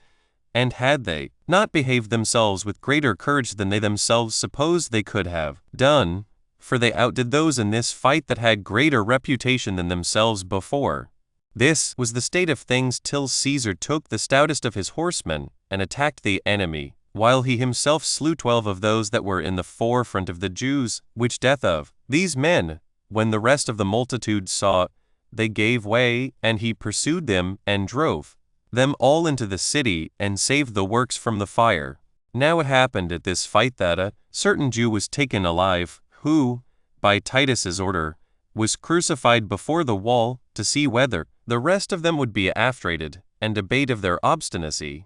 But after the Jews were retired, John, who was commander of the Idumeans, and was talking to a certain soldier of his acquaintance before the wall, was wounded by a dart shot at him by an Arabian, and died, immediately leaving the greatest lamentation to the Jews and sorrow to the seditious. For he was a man of great eminence, both for his actions and his conduct also. Chapter 7. How one of the towers erected by the Romans fell down of its own accord, and how the Romans after great slaughter had been made got possession of the first wall. How also Titus made his assaults upon the second wall, as also concerning Longinus, the Roman, and Castor the Jew. 1. Now on the next night, a surprising disturbance fell upon the Romans, for whereas Titus had given orders for the erection of 3 towers of 50 cubits high, that by setting men upon them, at every bank, he might from thence drive those away who were upon the wall, it so happened that one of these towers fell down about midnight, and as its fall made a very great noise, fear fell upon the army, and they, supposing that the enemy was coming to attack them, ran all to their arms. Whereupon a disturbance and a tumult arose among the legions, and as nobody could tell what had happened, they went on after a disconsolate manner, and seeing no enemy appear, they were afraid one of another, and every one demanded of his neighbor the watchword with great earnestness, as though the Jews had invaded their camp. And now were they like people under a panic fear, till Titus was informed of what had happened, and gave orders that all should be acquainted with it. And then, though with some difficulty, they got clear of the disturbance they had been under. 2. Now these towers were very troublesome to the Jews, who otherwise opposed the Romans very courageously, for they shot at them out of their lighter engines from those towers, as they did also by those that threw darts, and the archers, and those that flung stones. For neither could the Jews reach those that were over them, by reason of their height, and it was not practicable to take them, nor to overturn them, they were so heavy, nor to set them on fire, because they were covered with plates of iron. So they retired out of the reach of the darts, and did no longer endeavor to hinder the impression of their rams, which, by continually beating upon the wall, did gradually prevail against it, so that the wall already gave way to the Nico, for by that name did the Jews themselves call the greatest of their engines, because it conquered all things. And now they were for a long while grown weary of fighting and of keeping guards, and were retired to lodge in the night time at a distance from the wall. It was on other accounts also thought by them to be superfluous to guard the wall, there being besides that 2 other fortifications still remaining, and they being slothful, and their counsels having been ill concerted on all occasions. So a great many grew lazy and retired. Then the Romans mounted the breach, where Nico had made one, and all the Jews left the guarding that wall, and retreated to the second wall. So those that had gotten over that wall opened the gates, and received all the army within it. And thus did the Romans get possession of this first wall on the 15th day of The siege, which was the 7th day of the month Artemisibus, Jar, when they demolished a great part of it, as well as they did of the northern parts of the city, which had been demolished, also by Cestius formerly. 3. And now Titus pitched his camp within the city, at that place which was called the camp of the Assyrians, having seized upon all that lay as far as Cedron, but took care to be out of the reach of the Jews' darts. He then presently began his attacks, upon which the Jews divided themselves into several bodies and courageously defended that wall, while John and his faction did it from the tower of Antonia and from the northern cloister of the temple, and fought the Romans before the monuments of King Alexander. And Ciero's army also took for their share the spot of ground that was near John's monument, and fortified it as far as to that gate where water was brought into the tower Hippicus. However, the Jews made violent sallies, and that frequently also and in bodies together out of the gates, and there fought the Romans. And when they were pursued all together to the wall, they were beaten in those fights, as wanting the skill of the Romans. But when they fought them from the walls, they were too hard for them, that Romans, being encouraged by their power, joined to their skill, as were the Jews by their boldness, which was nourished by the fear they were in, and that hardness which is natural to our nation under calamities. They were also encouraged still by the hope of deliverance, as were the Romans by their hopes of subduing them in a little time. Nor did either side grow weary. Butte attacks and writings upon the wall and perpetual sallies out in bodies were there all the day long, nor were there any sort of warlike engagements that were not then put in use. And that night itself had much ado to part them, when they began to fight in the morning. Nay, the night itself was passed without sleep on both sides, and was more uneasy than the day to them, while the one was afraid lest the wall should be taken, and the other lest the Jews should make sallies upon their camps. Both sides also lay in their armor during the night time, and thereby were ready at the first appearance of light to go to the battle. Now among the Jews the ambition was, who should undergo the first dangers, and thereby gratify their commanders. Above all, they had a great veneration and dread of Simon, and to that degree was he regarded by every one of those that were under him, that at his command they were very ready to kill themselves with their own hands. What made the Romans so courageous was their usual custom of conquering and disuse, of being defeated, their constant wars and perpetual warlike exercises, and the grandeur of their dominion. And what was now their chief encouragement, Titus, who was present everywhere with them all, for it appeared a terrible thing to grow weary while Caesar was there, and fought bravely as well as they did, and was himself at once an eyewitness of such as behave themselves valiantly, and he who was to reward them also. It was, besides, esteemed an advantage at present to have any one's valor known by Caesar, on which account many of them appeared to have more alacrity than strength to answer it.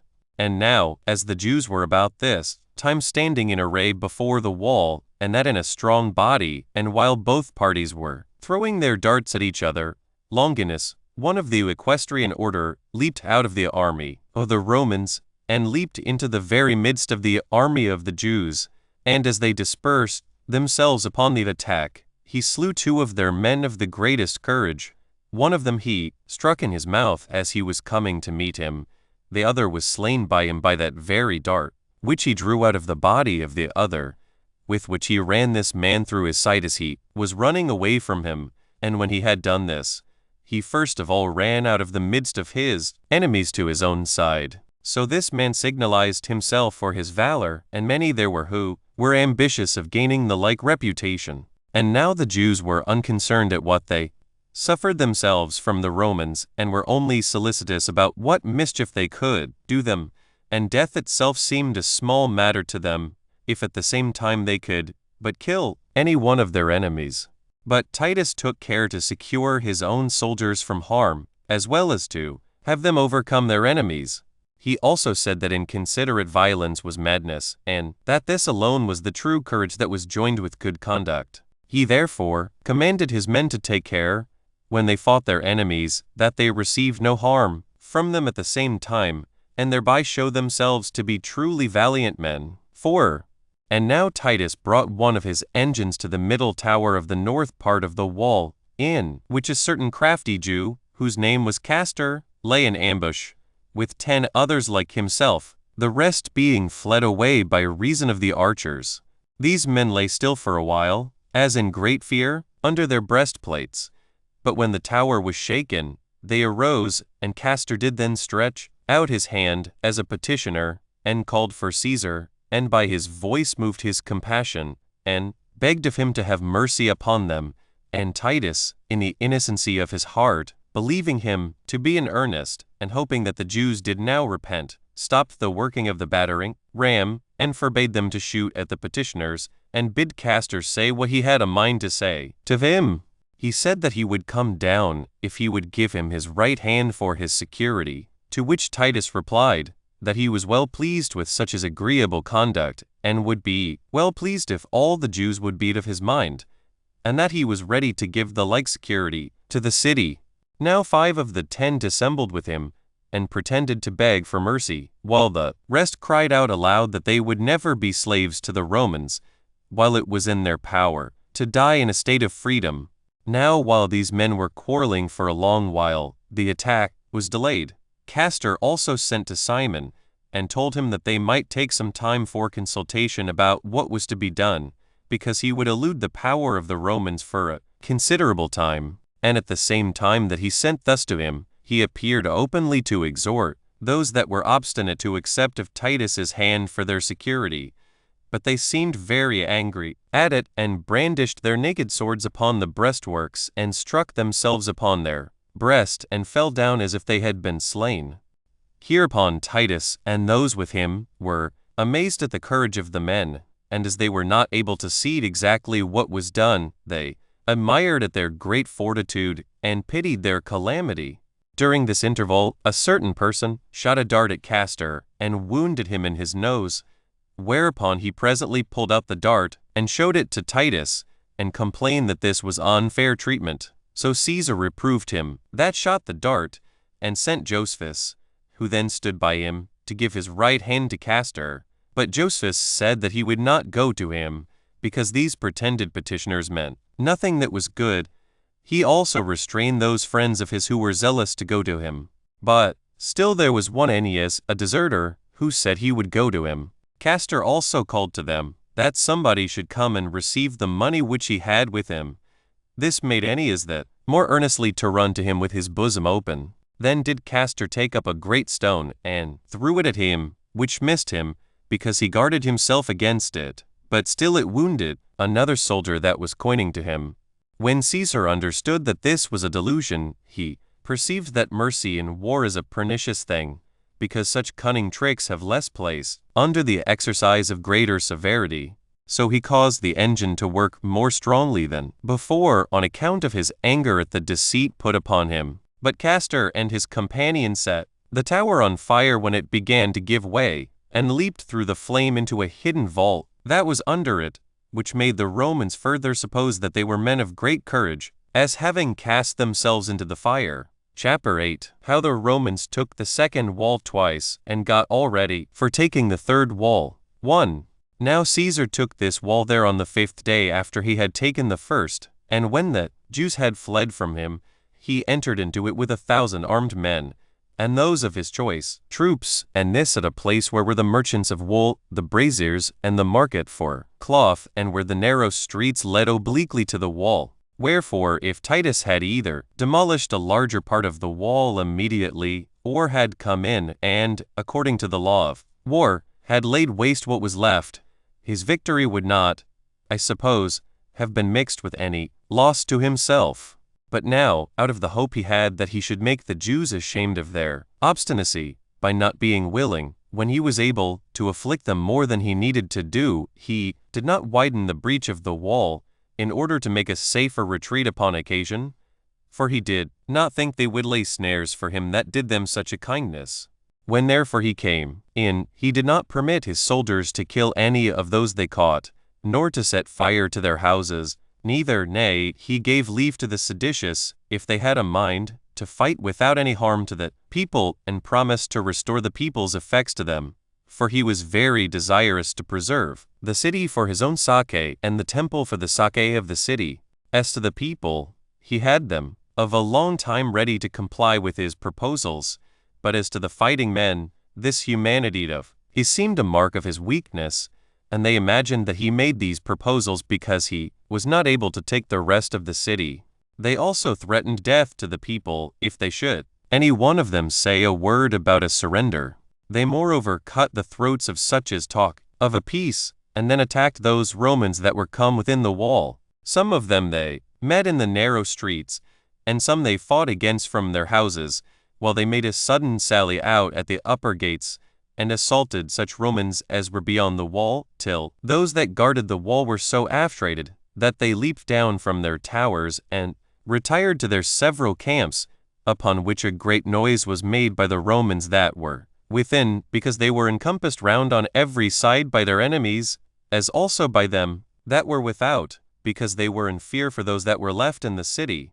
Thus did the Jews grow more numerous perpetually, and had great advantages over the Romans, by their full knowledge of those narrow lanes, and they wounded a great many of them, and fell upon them, and drove them out of the city. Now these Romans were at present forced to make the best resistance they could, for they were not able, in great numbers, to get out at the breach in the wall, it was so narrow. It is also probable that all those that were gotten within had been cut to pieces, if Titus had not sent them succors, for he ordered the archers to stand at the upper ends of these narrow lakes, and he stood himself where was the greatest multitude of his enemies, and with his darts he put a stop to them, as with him did Domitius Sabinus also, a valiant man, and one that in this battle appeared so to be. Thus did Caesar continue to shoot darts at the Jews continually, and to hinder them from coming upon his men, and this until all his soldiers had retreated out of the city, too. And thus were the Romans driven out, after they had possessed themselves of the second wall. Whereupon the fighting men that were in the city were lifted up in their minds, and were elevated upon this their good success, and began to think that the Romans would never venture to come into the city any more, and that if they kept within it themselves, they should not be any more conquered. For God had blinded their minds for the transgressions they had been guilty of, nor could they see how much greater forces the Romans had than those that were now expelled, no more than they could discern how a famine was creeping upon them. For hitherto they had fed themselves out of the public miseries and drank the blood of the city. But now poverty had for a long time seized upon the better part, and a great many had died already for want of necessaries. Although the seditious indeed supposed the destruction of the people to be an easement to themselves, for they desired that none others might be preserved, but such as were against a peace with the Romans and were resolved to live in opposition to them, and they were pleased when the multitude of those of a contrary opinion were consumed, as being then freed from a heavy burden. And this was their disposition of mind with regard to those that were within the city, while they covered themselves with their armor and prevented the Romans, when they were trying to get into the city again, and made a wall of their own bodies over against that part of the wall that was cast down. Thus did they valiantly defend themselves for 3 days, but on the 4th day they could not support themselves against the vehement assaults of Titus, but were compelled by force to fly whither they had fled before. So he quietly possessed himself again of that wall, and demolished it entirely. And when he had put a garrison into the towers that were on the south parts of the city, he contrived how he might assault the third wall. Chapter 9. Titus, when the Jews were not at all mollified by his leaving off the siege for a while, set himself again to prosecute the same, but soon sent Josephus to discourse with his own countrymen about peace. 1. A resolution was now taken by Titus to relax the siege for a little while, and to afford the seditious an interval for consideration, and to see whether the demolishing of their second wall would not make them a little more compliant, or whether they were not somewhat afraid of a famine, because the spoils they had gotten by rapine would not be sufficient for them long. So he made use of this relaxation in order to compass his own designs. Accordingly, as the usual appointed time when he must distribute subsistence money to the soldiers was now come, he gave orders that the commanders should put the army into battle array in the face of the enemy, and then give every one of the soldiers their pay. So the soldiers, according to custom, opened the cases wherein their arms before lay covered, and marched with their breastplates on, as did the horsemen lead their horses in their fine trappings. Then did the places that were before the city shine very splendidly for a great way, nor was there anything so grateful to Titus's own men or so terrible to the enemy as that sight. For the whole old wall and the north side of the temple were full of spectators, and one might see the houses full of such as looked at them, nor was there any part of the city which was not covered over with their multitudes. Nay, a very great consternation seized upon the hardiest of the Jews themselves, when they saw all the army in the same place, together with the fineness of their arms and the good order of their men. And I cannot but think that the seditious would have changed their minds at that sight, unless that crimes they had committed against the people had been so horrid that they despaired of forgiveness from the Romans. But as they believed death with torments must be their punishment if they did not go on in the defense of the city, they thought it much better to die in war. Fate also prevailed so far over them that the innocent were to perish with the guilty, and the city was to be destroyed with the seditious that were in it. 2. Thus did the Romans spend 4 days in bringing this subsistence money to the several legions. But on the 5th day, when no signs of peace appeared to come from the Jews, Titus divided his legions and began to raise banks, both at the Tower of Antonia and at John's monument. Now his designs were to take the upper city at that monument, and the temple at the Tower of Antonia. For if the temple were not taken, it would be dangerous to keep the city itself. So at each of these parts he raised him banks, each legion raising one.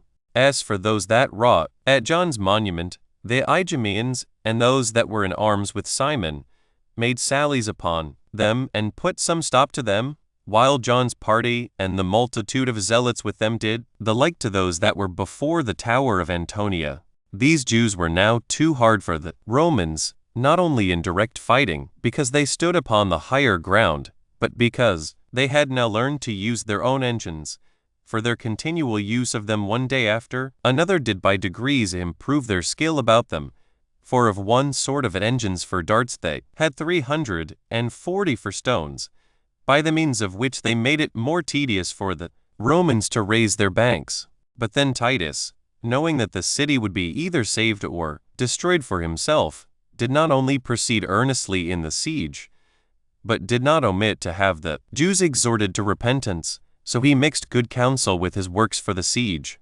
And being sensible that exhortations are frequently more effectual than arms, he persuaded them to surrender the city, now in a manner already taken, and thereby to save themselves, and sent Josephus to speak to them in their own language, for he imagined they might yield to the persuasion of a countryman of their own. 3. So Josephus went round about the wall, and tried to find a place that was out of the reach of their darts, and yet within their hearing, and besought them in many words to spare themselves, to spare their country and their temple, and not to be more obdurate in these cases than foreigners themselves, for that the Romans, who had no relation to those things, had a reverence for their sacred rights and places, although they belonged to their enemies, and had till now kept their hands off from meddling with them, while such as were brought up under them, and if they be preserved, will be the only people that will reap the benefit of them, hurry on to have them destroyed.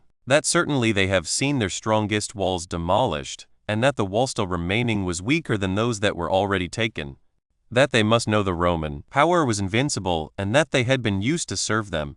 For that in case it be allowed a right thing to fight for liberty, that ought to have been done at first, but for them that have once fallen under the power of the Romans, and have now submitted to them for so many long years, to pretend to shake off that yoke afterward was the work of such as had a mind to die miserably, not of such as were lovers of liberty. Besides, men may well enough grudge at the dishonor of owning ignoble masters over them, but ought not to do so to those who have all things under their command. For what part of the world is there that hath escaped the Romans, unless it be such as are of no use for violent heat or for violent cold? And evident it is that fortune is on all hands gone over to them, and that God, when he had gone round the nations with this dominion, is now settled in Italy. That, moreover, it is a strong and fixed law, even among brute beasts, as well as among men, to yield to those that are too strong for them, and to stiff for those to have that dominion who are too hard for their rest in war.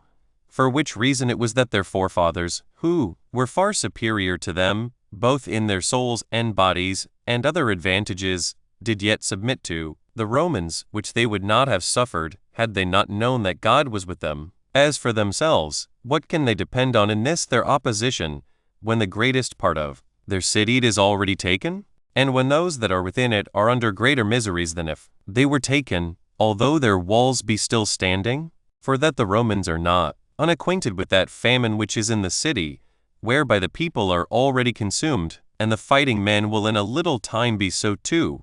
For although the Romans should leave off the siege, and not fall upon the city with their swords in their hands, yet was there an insuperable war that beset them within, and was augmented every hour, unless they were able to wage war with famine, and fight against it, or could alone conquer their natural appetites. He added this further, how right a thing it was to change their conduct before their calamities were become incurable, and to have recourse to such advice as might preserve them, while opportunity was offered them for so doing, for that the Romans would not be mindful of their past actions to their disadvantage, unless they persevered in their insolent behavior to the end, because they were naturally mild in their conquests, and preferred what was profitable, before what their passions dictated to them, which profit of theirs lay not in leaving the city empty of inhabitants, nor the country a desert, on which account Caesar did now offer them his right hand for their security.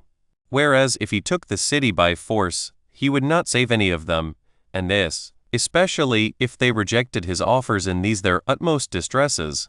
For the walls that were already taken could not but assure them that the third wall would quickly be taken also. And, though their fortifications should prove too strong for the Romans to break through them, yet would the famine fight for the Romans against them. For, while Josephus was making this exhortation to the Jews, many of them jested upon him from the wall, and many reproached him, nay, some threw their darts at him. But when he could not himself persuade them by such open good advice, he betook himself to the histories belonging to their own nation, and cried out aloud, O miserable creatures!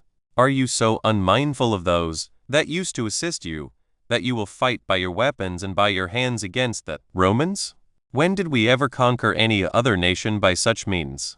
And when was it that God, who is the creator of the Jewish people, did not avenge them when they had been injured? Will not you turn again, and look back, and consider whence it is that you fight with such violence, and how great a supporter you have profanely abused?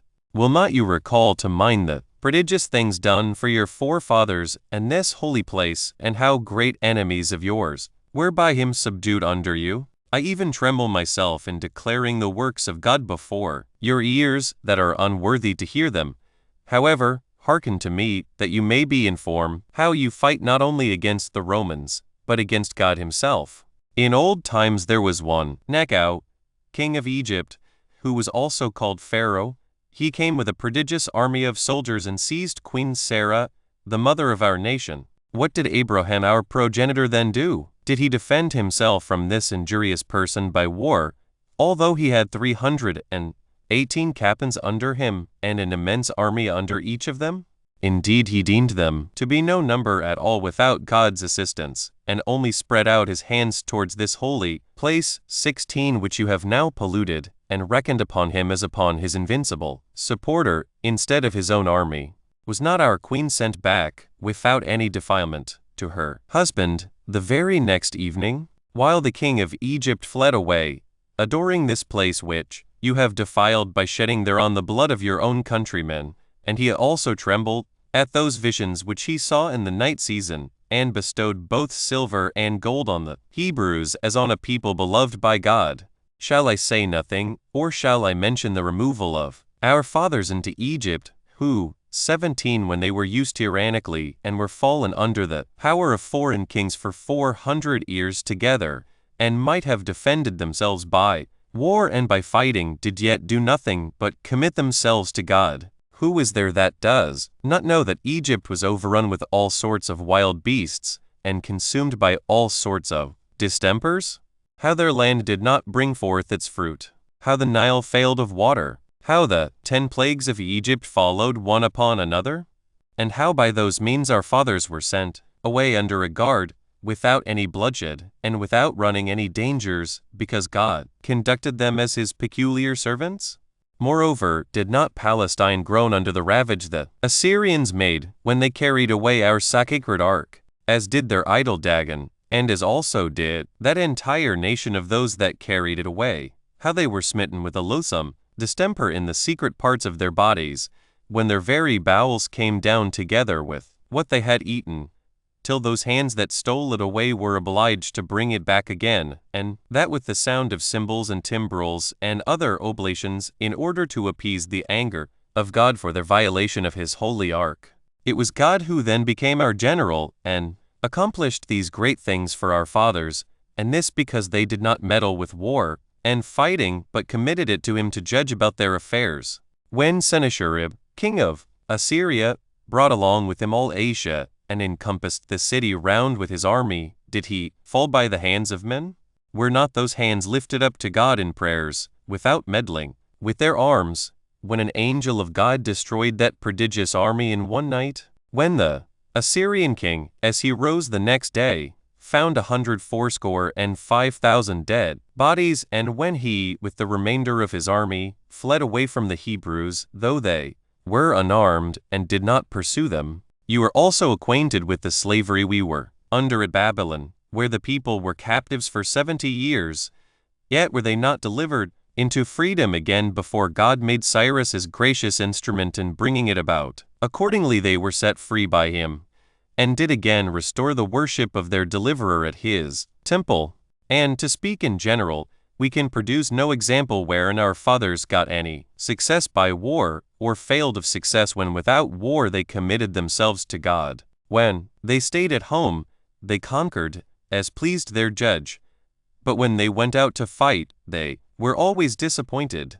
For example, when the king of Babylon besieged this very city, and our king Zedekiah fought against him, contrary to what predictions were made to him by Jeremiah the prophet, he was at once taken prisoner, and saw the city and the temple demolished.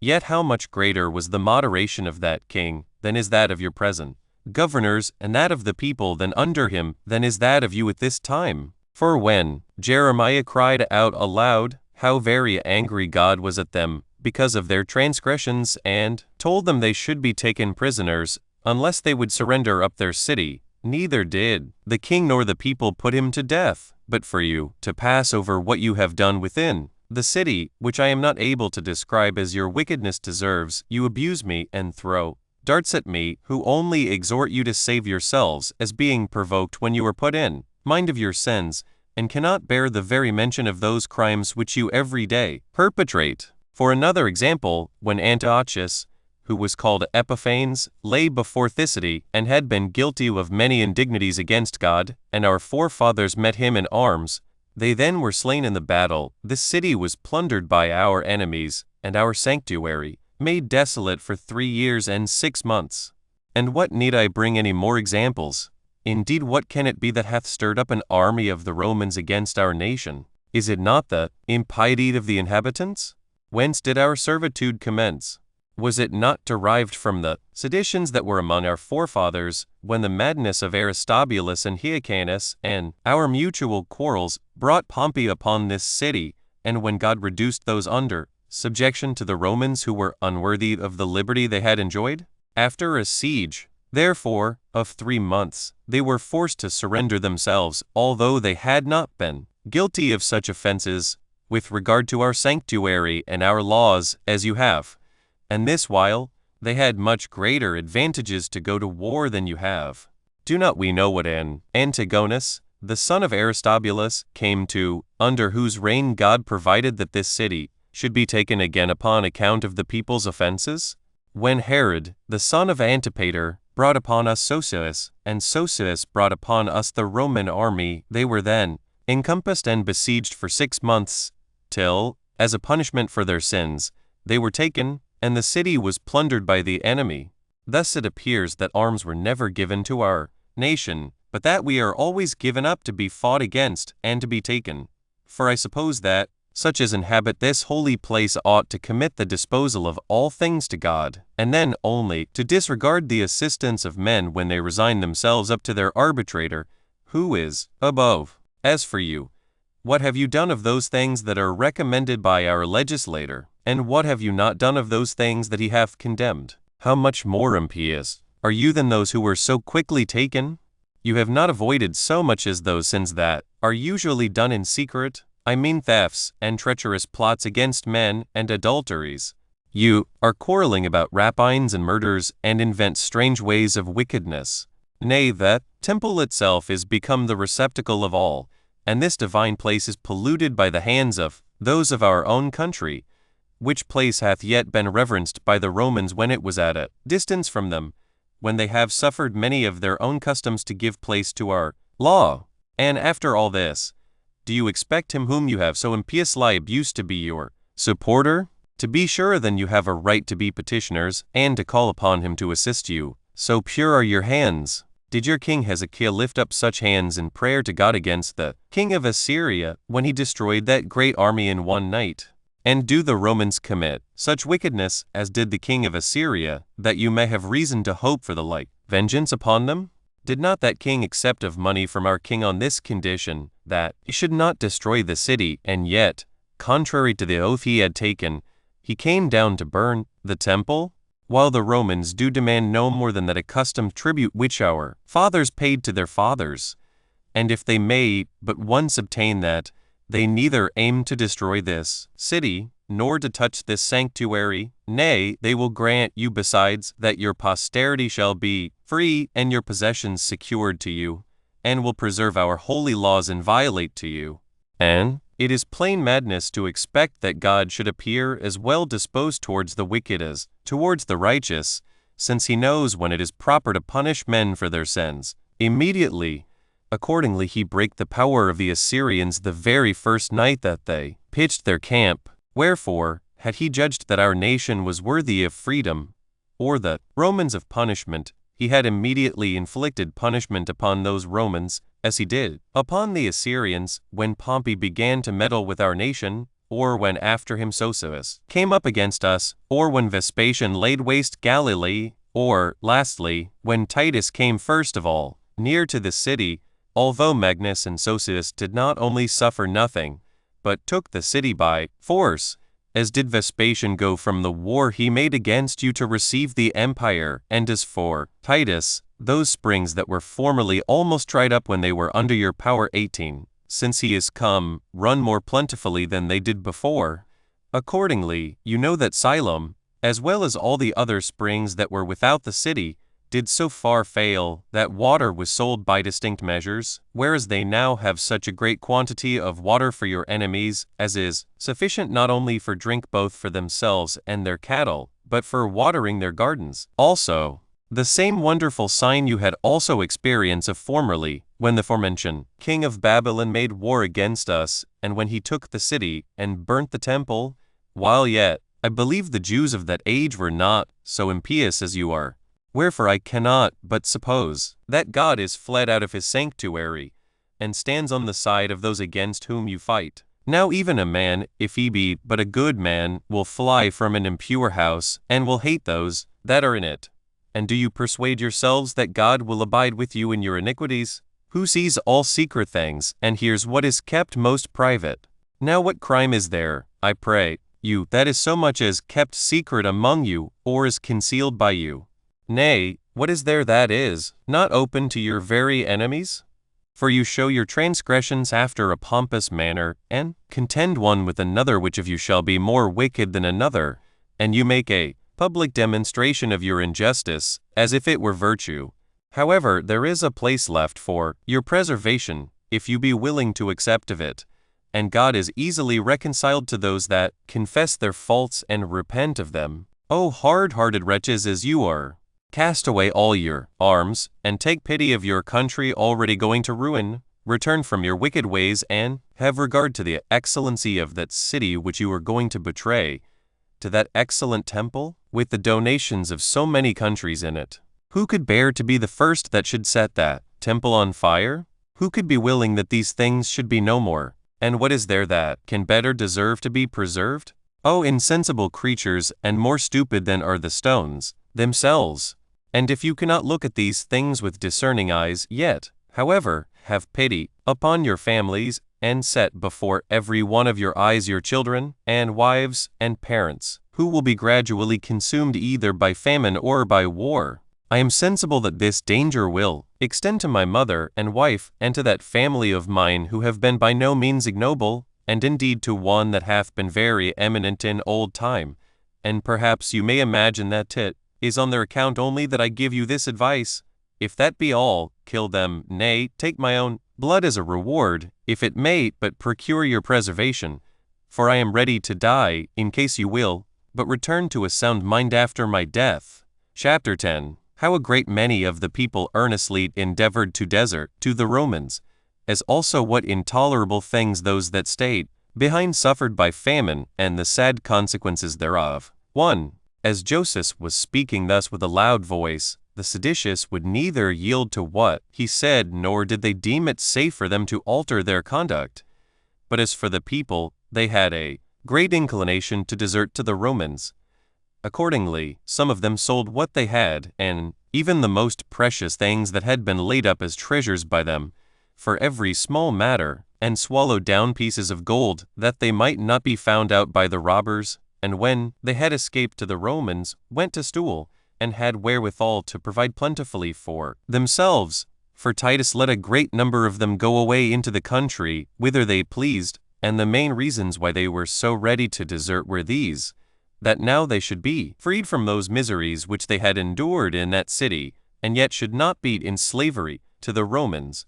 However, John and Simon, with their factions, did more carefully watch these men's going out than they did the coming in of the Romans. And if any one did but afford the least shadow of suspicion of such an intention, his throat was cut immediately. 2. But as for the richer sort, it proved all one to them whether they stayed in the city, or attempted to get out of it, for they were equally destroyed in both cases, for every such person was put to death under this pretense, that they were going to desert, but in reality that the robbers might get what they had. The madness of the seditious did also increase together with their famine, and both those miseries were every day inflamed more and more. For there was no corn which any where appeared publicly, but the robbers came running into and searched men's private houses, and then if they found any, they tormented them because they had denied they had any, and if they found none, they tormented them worse, because they supposed they had more carefully concealed it. The indication they made use of whether they had any or not was taken from the bodies of these miserable wretches, which, if they were in good case, they supposed they were in no want at all of food, but if they were wasted away, they walked off without searching any further, nor did they think it proper to kill such as these, because they saw they would very soon die of themselves for want of food. Many there were indeed who sold what they had for one measure, it was of wheat if they were of the richer sort, but of barley if they were poorer. When these had so done, they shut themselves up in the inmost rooms of their houses, and ate the corn they had gotten. Some did it without grinding it, by reason of the extremity of the want they were in, and others baked bread of it, according as necessity and fear dictated to them. A table was nowhere laid for a distinct meal, but they snatched the bread out of the fire, half baked, and ate it very hastily. 3. It was now a miserable case, and a sight that would justly bring tears into our eyes, how men stood as to their food, while the more powerful had more than enough, and the weaker were lamenting for want of it.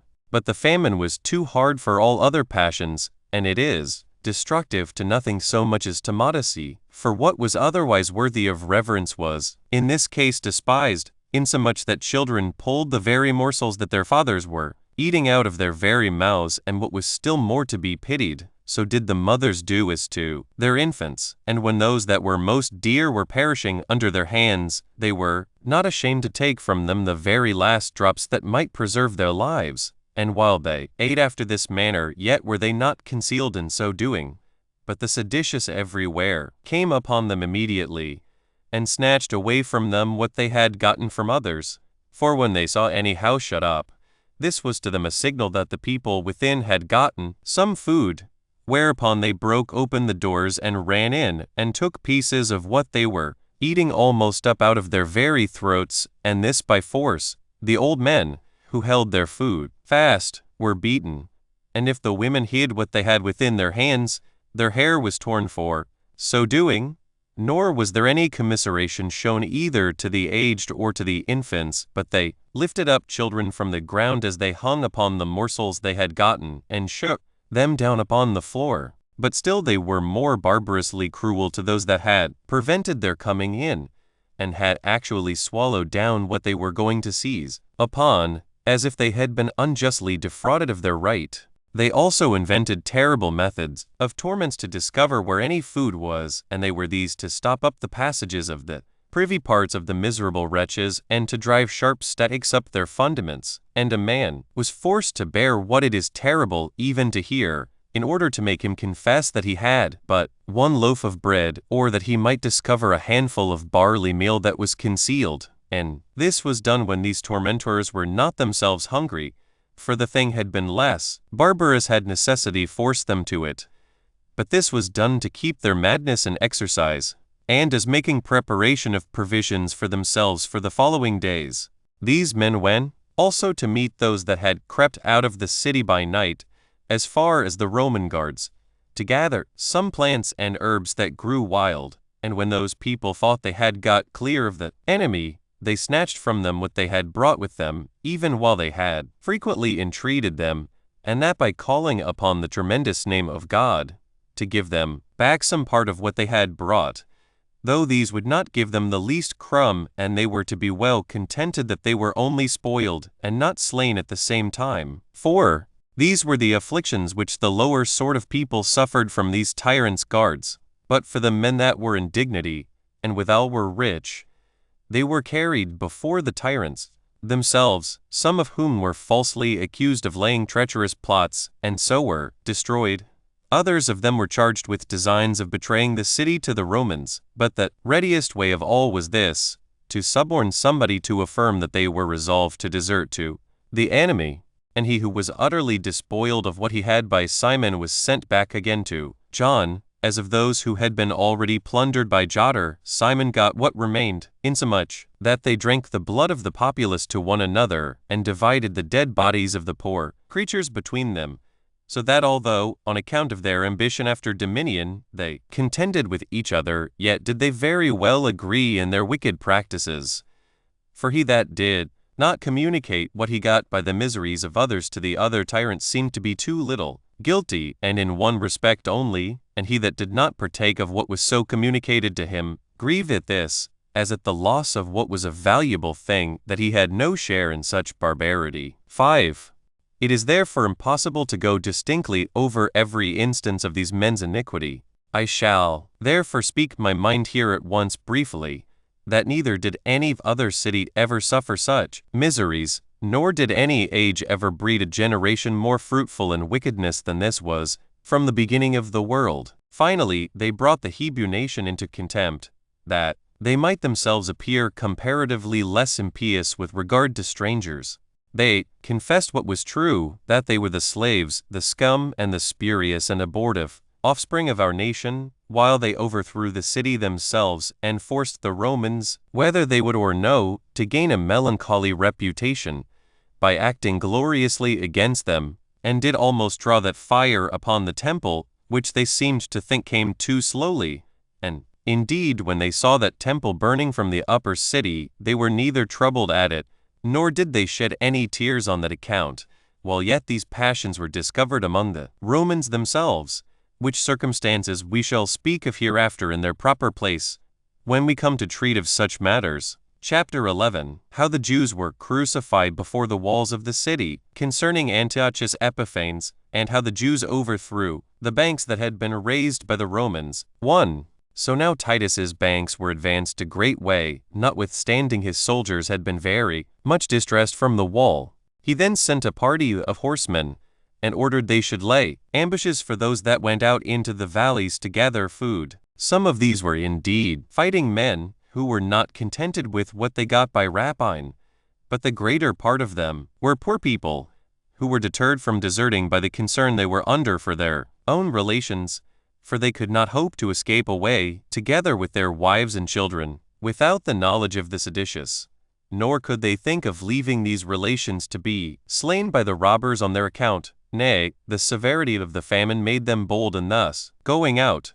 So nothing remained but that, when they were concealed from the robbers, they should be taken by the enemy, and when they were going to be taken, they were forced to defend themselves for fear of being punished, as after they had fought, they thought it too late to make any supplications for mercy. So they were first whipped, and then tormented with all sorts of tortures before they died, and were then crucified before the wall of the city. This miserable procedure made Titus greatly to pity them, while they caught every day 500 Jews, nay, some days they caught more. Yet it did not appear to be safe for him to let those that were taken by force go their way, and to set a guard over so many he saw would be to make such as great deal them useless to him. The main reason why he did not forbid that cruelty was this, that he hoped the Jews might perhaps yield at that sight, out of fear lest they might themselves afterwards be liable to the same cruel treatment. So the soldiers, out of the wrath and hatred they bore the Jews, nailed those they caught, one after one way, and another after another, to the crosses, by way of jest, when their multitude was so great that room was wanting for the crosses, and crosses wanting for the bodies. 19:2. But so far were the seditious from repenting at this sad sight, that, on the contrary, they made the rest of the multitude believe otherwise, for they brought the relations of those that had deserted upon the wall, with such of the populace as were very eager to go over upon the security offered them, and showed them what miseries those underwent who fled to the Romans, and told them that those who were caught were supplicants to them, and not such as were taken prisoners. This sight kept many of those within the city who were so eager to desert, till the truth was known. Yet did some of them run away immediately as unto certain punishment, esteeming death from their enemies to be a quiet departure, if compared with that by famine. So Titus commanded that the hands of many of those that were caught should be cut off, that they might not be thought deserters, and might be credited on account of the calamity they were under, and sent them into John and Simon, with this exhortation, that they would now at length leave off their madness, and not force him to destroy the city, whereby they would have those advantages of repentance, even in their utmost distress, that they would preserve their own lives, and so find a city of their own, and that temple which was their peculiar. He then went round about the banks that were cast up, and hastened them, in order to show that his words should in no long time be followed by his deeds. In answer to which the seditious cast reproaches upon Caesar himself, and upon his father also, and cried out with a loud voice that they contemned death, and did well in preferring it before slavery, that they would do all the mischief to the Romans they could while they had breath in them, and that for their own city, since they were, as he said, to be destroyed, they had no concern about it, and that the world itself was a better temple to God than this, that yet this temple would be preserved by him that inhabited therein, whom they still had for their assistant in this war, and did therefore laugh at all his threatenings, which would come to nothing, because the conclusion of the whole depended upon God only. These words were mixed with reproaches, and with them they made a mighty clamor. 3.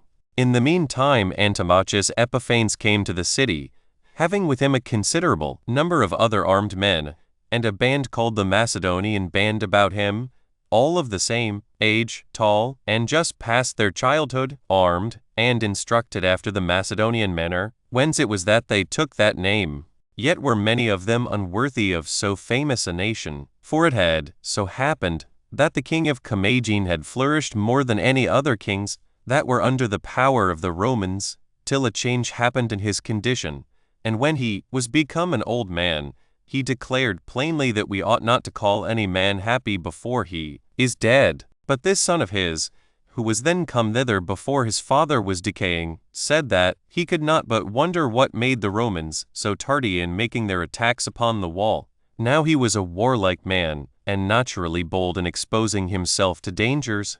He was also so strong a man that his boldness seldom failed of having success.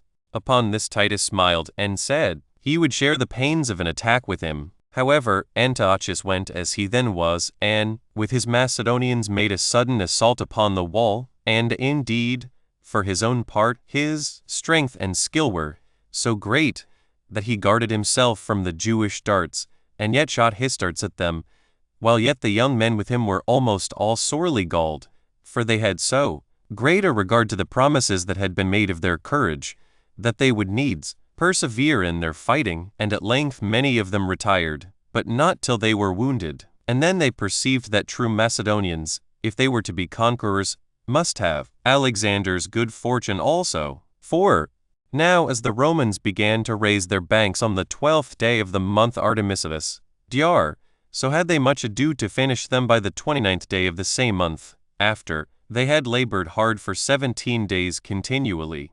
For there were now 4 great banks raised, one of which was at the Tower Antonia. This was raised by the 5th legion, over against the middle of that pool which was called Struthius. Another was cast up by the 12th legion, at the distance of about 20 cubits from the other. But the laborers of the 10th legion, which lay a great way off these, were on the north quarter, and at the pool called Amygdalon, as was that of the 15th legion about 30 cubits from it, and at the high priest's monument. And now, when the engines were brought, John had from within undermined the space that was over against the tower of Antonia as far as the banks themselves, and had supported the ground over the mine with beams laid across one another, whereby the Roman works stood upon an uncertain foundation. Then did he order such materials to be brought in as were daubed over with pitch and bitumen, and set them on fire, and as the cross beams that supported the banks were burning, the ditch yielded on the sudden, and the banks were shaken down, and fell into the ditch with a prodigious noise. Now at the first there arose a very thick smoke and dust, as the fire was choked with the fall of the bank. But as the suffocated materials were now gradually consumed, a plain flame brake out, on which sudden appearance of the flame a consternation fell upon the Romans, and the shrewdness of the contrivance discouraged them. And indeed this accident coming upon them at a time when they thought they had already gained their point, cooled their hopes for the time to come. They also thought it would be to no purpose to take the pains to extinguish the fire, since if it were extinguished, the banks were swallowed up already, and become useless to them. 5. 2 days after this, Simon and his party made an attempt to destroy the other banks, for the Romans had brought their engines to bear there, and began already to make the wall shake. And here one Flavius, of Garsus, a city of Galilee, and Megasaurus, one who was derived from some of Queen Mariam's servants, and with them one from Adiabene. He was the son of Nabataeus, and called by the name of Chagiras, from the ill fortune he had, the word signifying a lame man, snatched some torches, and ran suddenly upon the engines. Nor were there during this war any men that ever sallied out of the city who were their superiors, either in their boldness, or in the terror they struck into their enemies. For they ran out upon the Romans, not as if they were enemies, but friends, without fear or delay. Nor did they leave their enemies till they had rushed violently through the midst of them, and set their machines on fire. And though they had darts thrown at them on every side, and were on every side assaulted with their enemy swords, yet did they not withdraw themselves out of the dangers they were in, till the fire had caught hold of the instruments. But when the flame went up, the Romans came running from their camp to save their engines. Then did the Jews hinder their succors from the wall, and fought with those that endeavored to quench the fire, without any regard to the danger their bodies were in. So the Romans pulled the engines out of the fire, while the hurdles that covered them were on fire. But the Jews caught hold of the battering rams through the flame itself, and held them fast, although the iron upon them was become red hot. And now the fire spread itself from the engines to the banks, and prevented those that came to defend them. And all this while the Romans were encompassed round about with the flame, and, despairing of saying their works from it, they retired to their camp. Then did the Jews become still more and more a number by the coming of those that were within the city to their assistance. And as they were very bold upon the good success they had had, their violent assaults were almost irresistible. Nay, they proceeded as far as the fortifications of the enemy's camp, and fought with their guards. Now there stood a body of soldiers in array before that camp, which succeeded one another by turns in their armor. And as to those, the law of the Romans was terrible, that he who left his post there, let the occasion be whatsoever it might be, he was to die for it. So that body of soldiers, preferring rather to die in fighting courageously than as a punishment for their cowardice, stood firm, and at the necessity these men were in of standing to it, many of the others that had run away, out of shame, turned back again, and when they had set the engines against the wall, they put the multitude from coming more of them out of the city, which they could the more easily do, because they had made no provision for preserving or guarding their bodies at this time. For the Jews fought now hand to hand with all that came in their way, and, without any caution, fell against the points of their enemies' spears, and attacked them bodies against bodies, for they were now too hard for the Romans, not so much by their other warlike actions, as by these courageous assaults they made upon them, and the Romans gave way more to their boldness than they did to the sense of the harm they had received from them. 6. And now Titus was come from the tower of Antonia, whither he was gone to look out for a place for raising other banks, and reproached the soldiers greatly for permitting their own walls to be in danger, when they had taken the wales of their enemies, and sustained the fortune of men besieged, while the Jews were allowed to sally out against them, though they were already in a sort of prison. He then went round about the enemy with some chosen troops, and fell upon their flank himself. So the Jews, who had been before assaulted in their faces, wheeled about to Titus and continued the fight. The armies also were now mixed one among another, and the dust that was raised so far hindered them from seeing one another, and the noise that was made so far hindered them from hearing one another, that neither side could discern an enemy from a friend. However, the Jews did not flinch, though not so much from their real strength as from their despair of deliverance. The Romans also would not yield, by reason of the regard they had to glory and to their reputation in war, and because Caesar himself went into the danger before them, insomuch that I cannot but think the Romans would in the conclusion have now taken even the whole multitude of the Jews, so very angry were they at them, had these not prevented the upshot of the battle and retired into the city. However, seeing the banks of the Romans were demolished, these Romans were very much eased down upon the loss of what had cost them so long pains, and this in 1 hour's time. And many indeed despaired of taking the city with their usual engines of war only. Chapter 12. Titus thought fit to encompass the city round with a wall, after which the famine consumed the people by whole houses and families together. 1. And now did Titus consult with his commanders what was to be done. Those that were of the warmest tempers thought he should bring the whole army against the city and storm the wall, for that hitherto no more than a part of their army had fought with the Jews, but that in case the entire army was to come at once, they would not be able to sustain their attacks, but would be overwhelmed by their darts.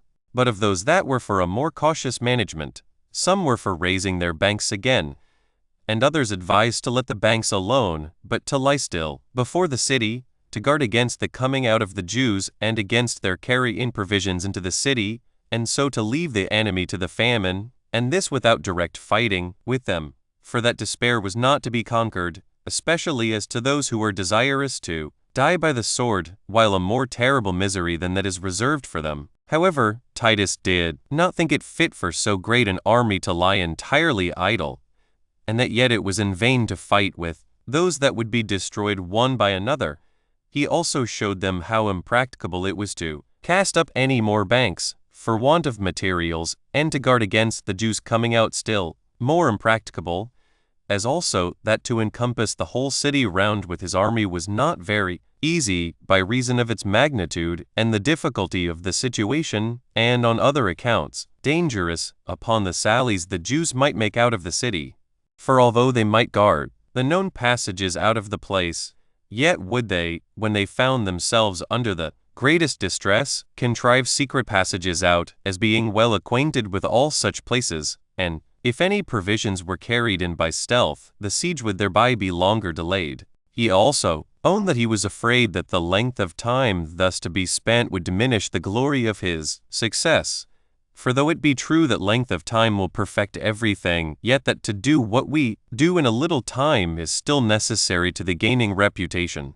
That therefore his opinion was, that, if they aimed at quickness joined with security, they must build a wall round about the whole city, which was, he thought, the only way to prevent the Jews from coming out any way, and that then they would either entirely despair of saving the city, and so would surrender it up to him, or be still the more easily conquered when the famine had further weakened them, for that, besides this wall, he would not lie entirely at rest afterward, but would take care then to have banks raised again, when those that would oppose them were become weaker, but that if any one should think such a work to be too great, and not to be finished without much difficulty, he ought to consider that it is not fit for Romans to undertake any small work, and that none, but God himself could with ease accomplish any great thing whatsoever. 2.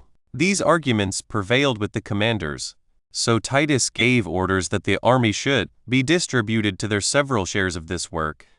And indeed there now came upon the soldiers a certain divine fury, so that they did not only part the whole wall that was to be built among them, nor did only one legion strive with another, but the lesser divisions of the army did the same, insomuch that each soldier was ambitious to please his decurion, each decurion his centurion, each centurion his tribune, and the ambition of the tribunes was to please their superior commanders, while Caesar himself took notice of and rewarded the like contention in those commanders, for he went round about the works many times every day, and took a view of what was done. Titus began the wall from the camp of the Assyrians, where his own camp was pitched, and drew it down to the lower parts of Sinopolis.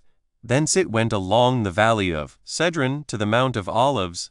It then bent towards the south, and encompassed the mountain as far as the rock called Peristérion, and that other hill which lies next it, and is over the valley, which reaches to Siloam, whence it bended again to the west, and went down to the valley of the fountain, beyond which it went up again at the monument of Ananus the high priest, and, encompassing that mountain where Pompey had formerly pitched his camp, it returned back to the north side of the city, and was carried on as far as a certain village called the house of the Erebinthi, after which it encompassed Herod's monument, and there, on the east, was joined to Titus's own camp, where it began. Now the length of this wall was 40 furlongs, one only, abated. Now at this wall without were erected 13 places to keep garrison in, whose circumferences, put together, amounted to 10 furlongs. The whole was completed in 3 days, so that what would naturally have required some months was done in so short an interval as is incredible. When Titus had therefore encompassed the city with this wall, and put garrisons into proper places, he went round the wall at the first watch of the night, and observed how the guard was kept. The second watch he allotted to Alexander. The commanders of legions took that third watch. They also cast lots among themselves who should be upon the watch in the night time, and who should go all night long round the spaces that were interposed between the garrisons. 3. So all hope of escaping was now cut off from the Jews, together with their liberty of going out of the city. Then did the famine widen its progress, and devoured the people by whole houses and families. The upper rooms were full of women and children that were dying by famine, and the lanes of the city were full of the dead bodies of the aged. The children also and the young men wandered about the marketplaces like shadows, all swelled with the famine, and fell down dead wheresoever their misery seized them. As for burying them, those that were sick themselves were not able to do it, and those that were hearty and well were deterred from doing it by the great multitude of those dead bodies, and by the uncertainty there was how soon they should die themselves. For many died as they were burying others, and many went to their coffins before that fatal hour was come. Nor was there any lamentations made under these calamities, nor were heard any mournful complaints, but the famine confounded all natural passions. For those who were just going to die looked upon those that were gone to rest before them with dry eyes and open mouths. A deep silence also, and a kind of deadly night, had seized upon the city, while yet the robbers were still more terrible than these miseries were themselves. For they brake open those houses which were no other than graves of dead bodies, and plundered them of what they had, and carrying off the coverings of their bodies, went out laughing, and tried the points of their swords in their dead bodies, and, in order to prove what metal they were made of, they thrust some of those through that still lay alive upon the ground. But for those that entreated them to lend them their right hand and their sword to dispatch them, they were too proud to grant their requests, and left them to be consumed by the famine. Now every one of these died with their eyes fixed upon the temple, and left the seditious alive behind them. Now the seditious at first gave orders that the dead should be buried out of the public treasury, as not enduring the stench of their dead bodies. But afterwards, when they could not do that, they had them cast down from the walls into the valleys beneath. For, however, when Titus, in going his rounds along those valleys, saw them full of dead bodies, and the thick putrefaction running about them, he gave a groan, and, spreading out his hands to heaven, called God to witness that this was not his doing, and such was the sad case of the city itself. But the Romans were very joyful, since none of the seditious could now make sallies out of the city, because they were themselves disconsolate, and the famine already touched them. Also, these Romans besides had great plenty of corn and other necessaries out of Syria, and out of the neighboring provinces, many of whom would stand near to the wall of the city, and show the people what great quantities of provisions they had, and so make the enemy more sensible of their famine by the great plenty, even to satiety, which they had themselves. However, when the seditious still showed no inclinations of yielding, Titus, out of his commiseration of the people that remained, and out of his earnest desire of rescuing what was still left out of these miseries, began to raise his banks again, although materials for them were hard to come at, for all the trees that were about the city had been already cut down for the making of the former banks. Yea, did the soldiers bring with them other materials from the distance of 90 furlongs, and thereby raised banks in 4 parts, much greater than the former, though this was done only at the tower of Antonia. So Caesar went his rounds through the legions, and hastened on the works, and showed the robbers that they were now in his hands. But these men, and these only, were incapable of repenting of the wickednesses they had been guilty of, and separating their souls from their bodies, they used them both as if they belonged to other folks, and not to themselves. For no gentle affection could touch their souls, nor could any pain affect their bodies, since they could still tear the dead bodies of the people as dogs do, and fill the prisons with those that were sick. Chapter 13. The great slaughters and sacrilege that were in Jerusalem. 1. Accordingly Simon would not suffer Matthias, by whose means he got possession of the city, to go off without torment. This Matthias was the son of Boethus, and was one of the high priests, one that had been very faithful to the people, and in great esteem with them.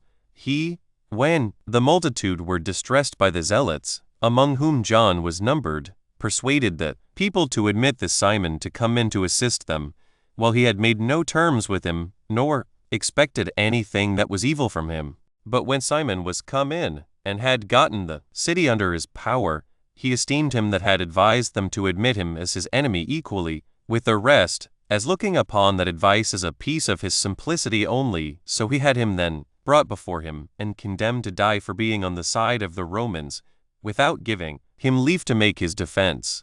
He condemned also his 3 sons to die with him. For as to the 4th, he prevented him by running away to Titus before.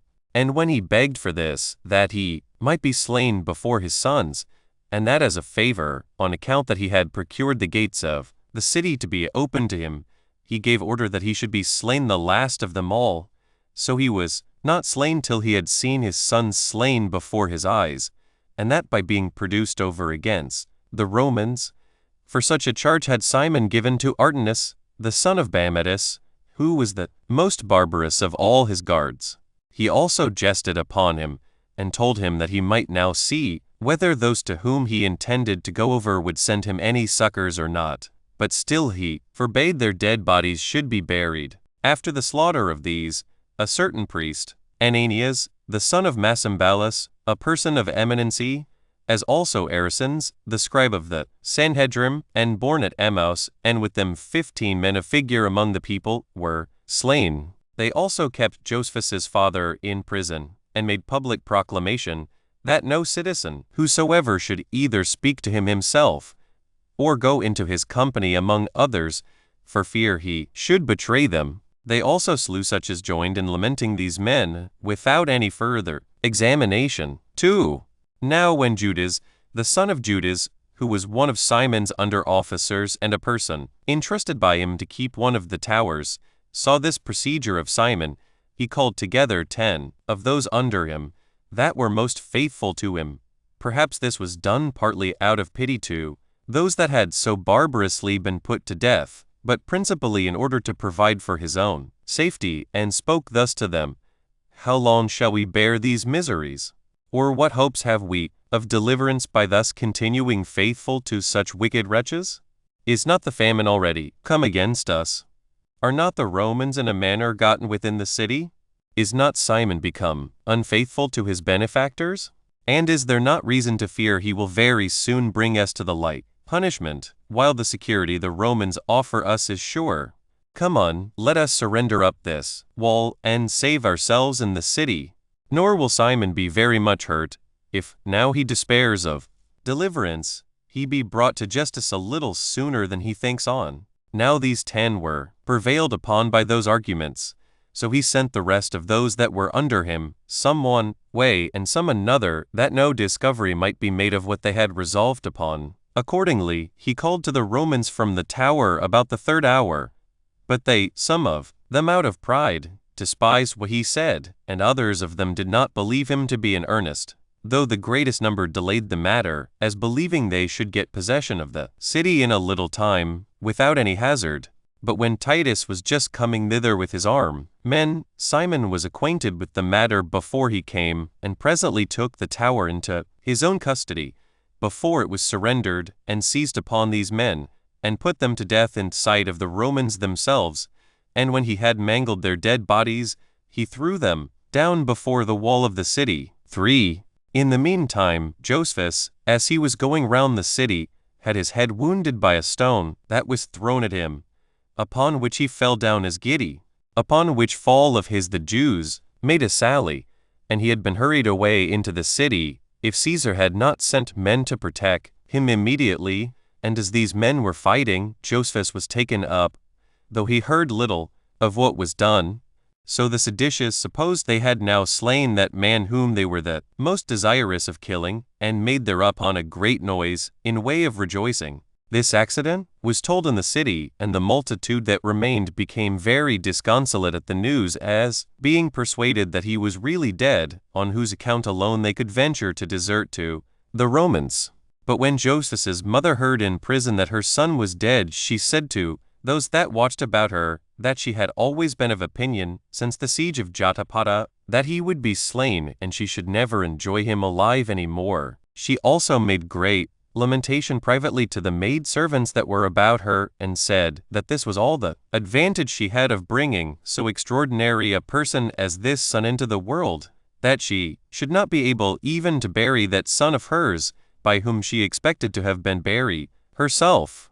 However, this false report did not put his mother to pain, nor afford merriment to the robbers long, for Josephus soon recovered of his wound, and came out, and cried out aloud, that it would not be long ere they should be punished for this wound they had given him. He also made a fresh exhortation to the people to come out upon the security that would be given them. This sight of Josephus encouraged the people greatly, and brought a great consternation upon the seditious. 4. Hereupon some of the deserters, having no other way, leaped down from the wall immediately, while others of them went out of the city with stones, as if they would fight them. But thereupon they fled away to the Romans. But here a worse fate accompanied these than what they had found within the city, and they met with a quicker dispatch from the too great abundance they had among the Romans, than they could have done from the famine among the Jews. For when they came first to the Romans, they were puffed up by the famine, and swelled like men in a dropsy, after which they all on the sudden overfilled those bodies that were before empty, and so burst asunder, excepting such only as were skillful enough to restrain their appetites, and by degrees took in their food into bodies unaccustomed thereto. Yet did another plague seize upon those that were thus preserved. For there was found among the Syrian deserters a certain person who was caught gathering pieces of gold out of the excrements of the Jews' bellies. For the deserters used to swallow such pieces of gold, as we told you before, when they came out, and for these did the seditious search them all. For there was a great quantity of gold in the city, insomuch that as much was now sold in the Roman camp for 12 Attic drams as was sold before for 25. But when this contrivance was discovered in one instance, the fame of it filled their several camps, that the deserters came to them full of gold. So the multitude of the Arabians with the Syrians cut up those that came as supplicants, and searched their bellies. Nor does it seem to me that any misery befell the Jews that was more terrible than this, since in one night's time about 2,000 of these deserters were thus dissected. 5. When Titus came to the knowledge of this wicked practice, he had like to have surrounded those that had been guilty of it with his horse, and have shot them dead, and he had done it, had not their number been so very great, and those that were liable to this punishment would have been manifold more than those whom they had slain. However, he called together the commanders of the auxiliary troops he had with him, as well as the commanders of the Roman legions, for some of his own soldiers had been also guilty herein, as he had been informed, and had great indignation against both sorts of them, and said to them, What? Have any of my own soldiers done such things as this out of the uncertain hope of gain, without regarding their own weapons, which are made of silver and gold? Moreover, do the Arabians and Syrians now first of all begin to govern themselves as they please, and to indulge their appetites in a foreign war, and then, out of their barbarity in murdering men, and out of their hatred to the Jews, get it ascribed to the Romans? For this infamous practice was said to be spread among some of his own soldiers also. Titus then threatened that he would put such men to death, if any of them were discovered to be so insolent as to do so again. Moreover, he gave it in charge to the legions that they should make a search after such as were suspected, and should bring them to him. But it appeared that the love of money was too hard for all their dread of punishment, and a vehement desire of gain is natural to men, and no passion is so venturesome as covetousness. Otherwise such passions have certain bounds, and are subordinate to fear. But in reality it was God who condemned the whole nation, and turned every course that was taken for their preservation to their destruction. This, therefore, which was forbidden by Caesar under such a threatening, was ventured upon privately against the deserters, and these barbarians would go out still, and meet those that ran away before any saw them, and looking about them to see that no Roman spied them, they dissected them, and pulled this polluted money out of their bowels, which money was still found in a few of them, while yet a great many were destroyed by the bare hope there was of thus getting by them, which miserable treatment made many that were deserting to return back again into the city. 6. But as for John, when he could no longer plunder the people, he betook himself to sacrilege, and melted down many of the sacred utensils which had been given to the temple, as also many of those vessels which were necessary for such as ministered about holy things, the cauldrons, the dishes, and the tables. Nay, he did not abstain from those pouring vessels that were sent them by Augustus and his wife, for the Roman emperors did ever both honor and adorn this temple.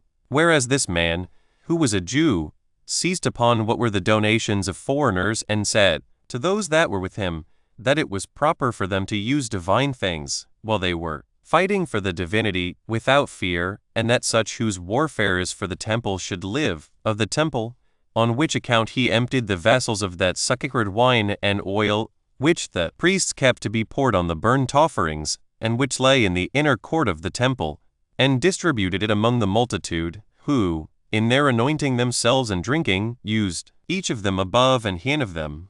And here I cannot but speak my mind, and what the concern I am under dictates to me, and it is this. I suppose that had the Romans made any longer delay in coming against these villains, that the city would either have been swallowed up by the ground opening upon them, or been overflowed by water, or else been destroyed by such thunder as the country of Sodom 20 perished by, for it had brought forth a generation of men, much more atheistical than were those that suffered such punishments. For by their madness it was that all the people came to be destroyed. 7. And, indeed, why do I relate these particular calamities?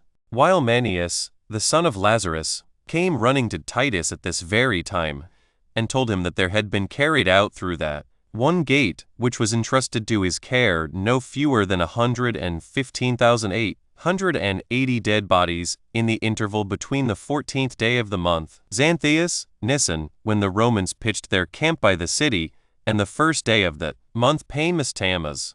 This was itself a prodigious multitude, and though this man was not himself set as a governor at that gate, yet was he appointed to pay the public stipend for carrying these bodies out, and so was obliged of necessity to number them, while the rest were buried by their relations, though all their burial was but this, to bring them away, and cast them out of the city. After this man there ran away to Titus many of the eminent citizens, and told him the entire number of the poor that were dead, and that no fewer than 600,000 were thrown out at the gates, though still the number of the rest could not be discovered. And they told him, further, that when they were no longer able to carry out the dead bodies of the poor, they laid their corpses on heaps in very large houses, and shut them up therein, as also that a medemus of wheat was sold for a talent, and that when, a while afterward, it was not possible to gather herbs, by reason the city was all walled about, some persons were driven to that terrible distress as to search the common sewers and old dunghills of cattle, and to eat the dung which they got there,